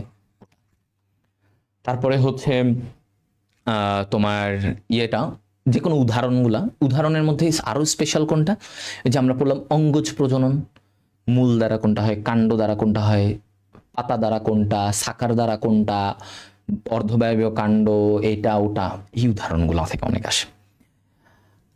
আর তোমার এই যে লাস্টে পার্থেনোজেনেসিসের যেগুলো পড়াইলাম, অ্যাপোস্পোরি, অ্যাপোগ্যামি, এদের উদাহরণ, অ্যাডভেন্টেটিভুম এমব্রায়োনি, মানে এই যে সংজ্ঞাগুলা, আমি বলছি যে এইটা থেকে এটা মেইন একটা জিনিস মাথায় রাখবা, কোনটাতে কি বলছে ওইটা মাথায় রাখবা, যে এইটা থেকে এটা হলে এটা, এটা থেকে এটা হলে এটা। অ্যাপোগ্যামি কোনটারে বলে, অ্যাপোস্পোরি কোনটারে বলে, অ্যাডভেন্টেটিভ এমব্রায়োনিতে কি বলছে, অ্যাডভেন্টেটিভ এমব্রায়োনিতে বলছে খালি ভ্রূণথলি গঠন হবে না। আচ্ছা, এইটা মাথায় রাখো। অ্যাপোস্পোরিতে কি বলছে, যে ডিপ্লয়েড ডিম্বাণু থেকে ভ্রূণ হবে, ডিপ্লয়েড ডিম্বাণু থেকে। আচ্ছা, অ্যাপোগ্যামিতে কি বলছে, অ্যাপোগ্যামিতে বলছে যে ভাই এই জায়গায় ডিম্বাণু বাদে অন্য কোনো কোষ, মনে কর প্রতিপাদ্য সহকারী কোষ থেকে ভ্রূণ হবে। তাহলে এই যে স্পেশাল ওয়ার্ডটা, এই জিনিসটা দিয়েই তুমি সংজ্ঞা মনে রাখতে পারবা, আর উদাহরণটা একটু মুখস্থ রাখবা। এগুলাই কমনলি আসে, এর বাইরে তোমাদের তেমন কিছু লাগবে না। সো ইনশাল্লাহ ভাইয়ের সাথে এতটুকু শেষ। এইচএসসির আগে ফার্স্ট টাইমারদের জন্য তোমাদেরটা, সেকেন্ড টাইমারদের আমাদের তারপরেও চলতে থাকবে সেকেন্ড টাইমারদের ক্লাস, সব কিছু। আল্লাহ হাফেজ।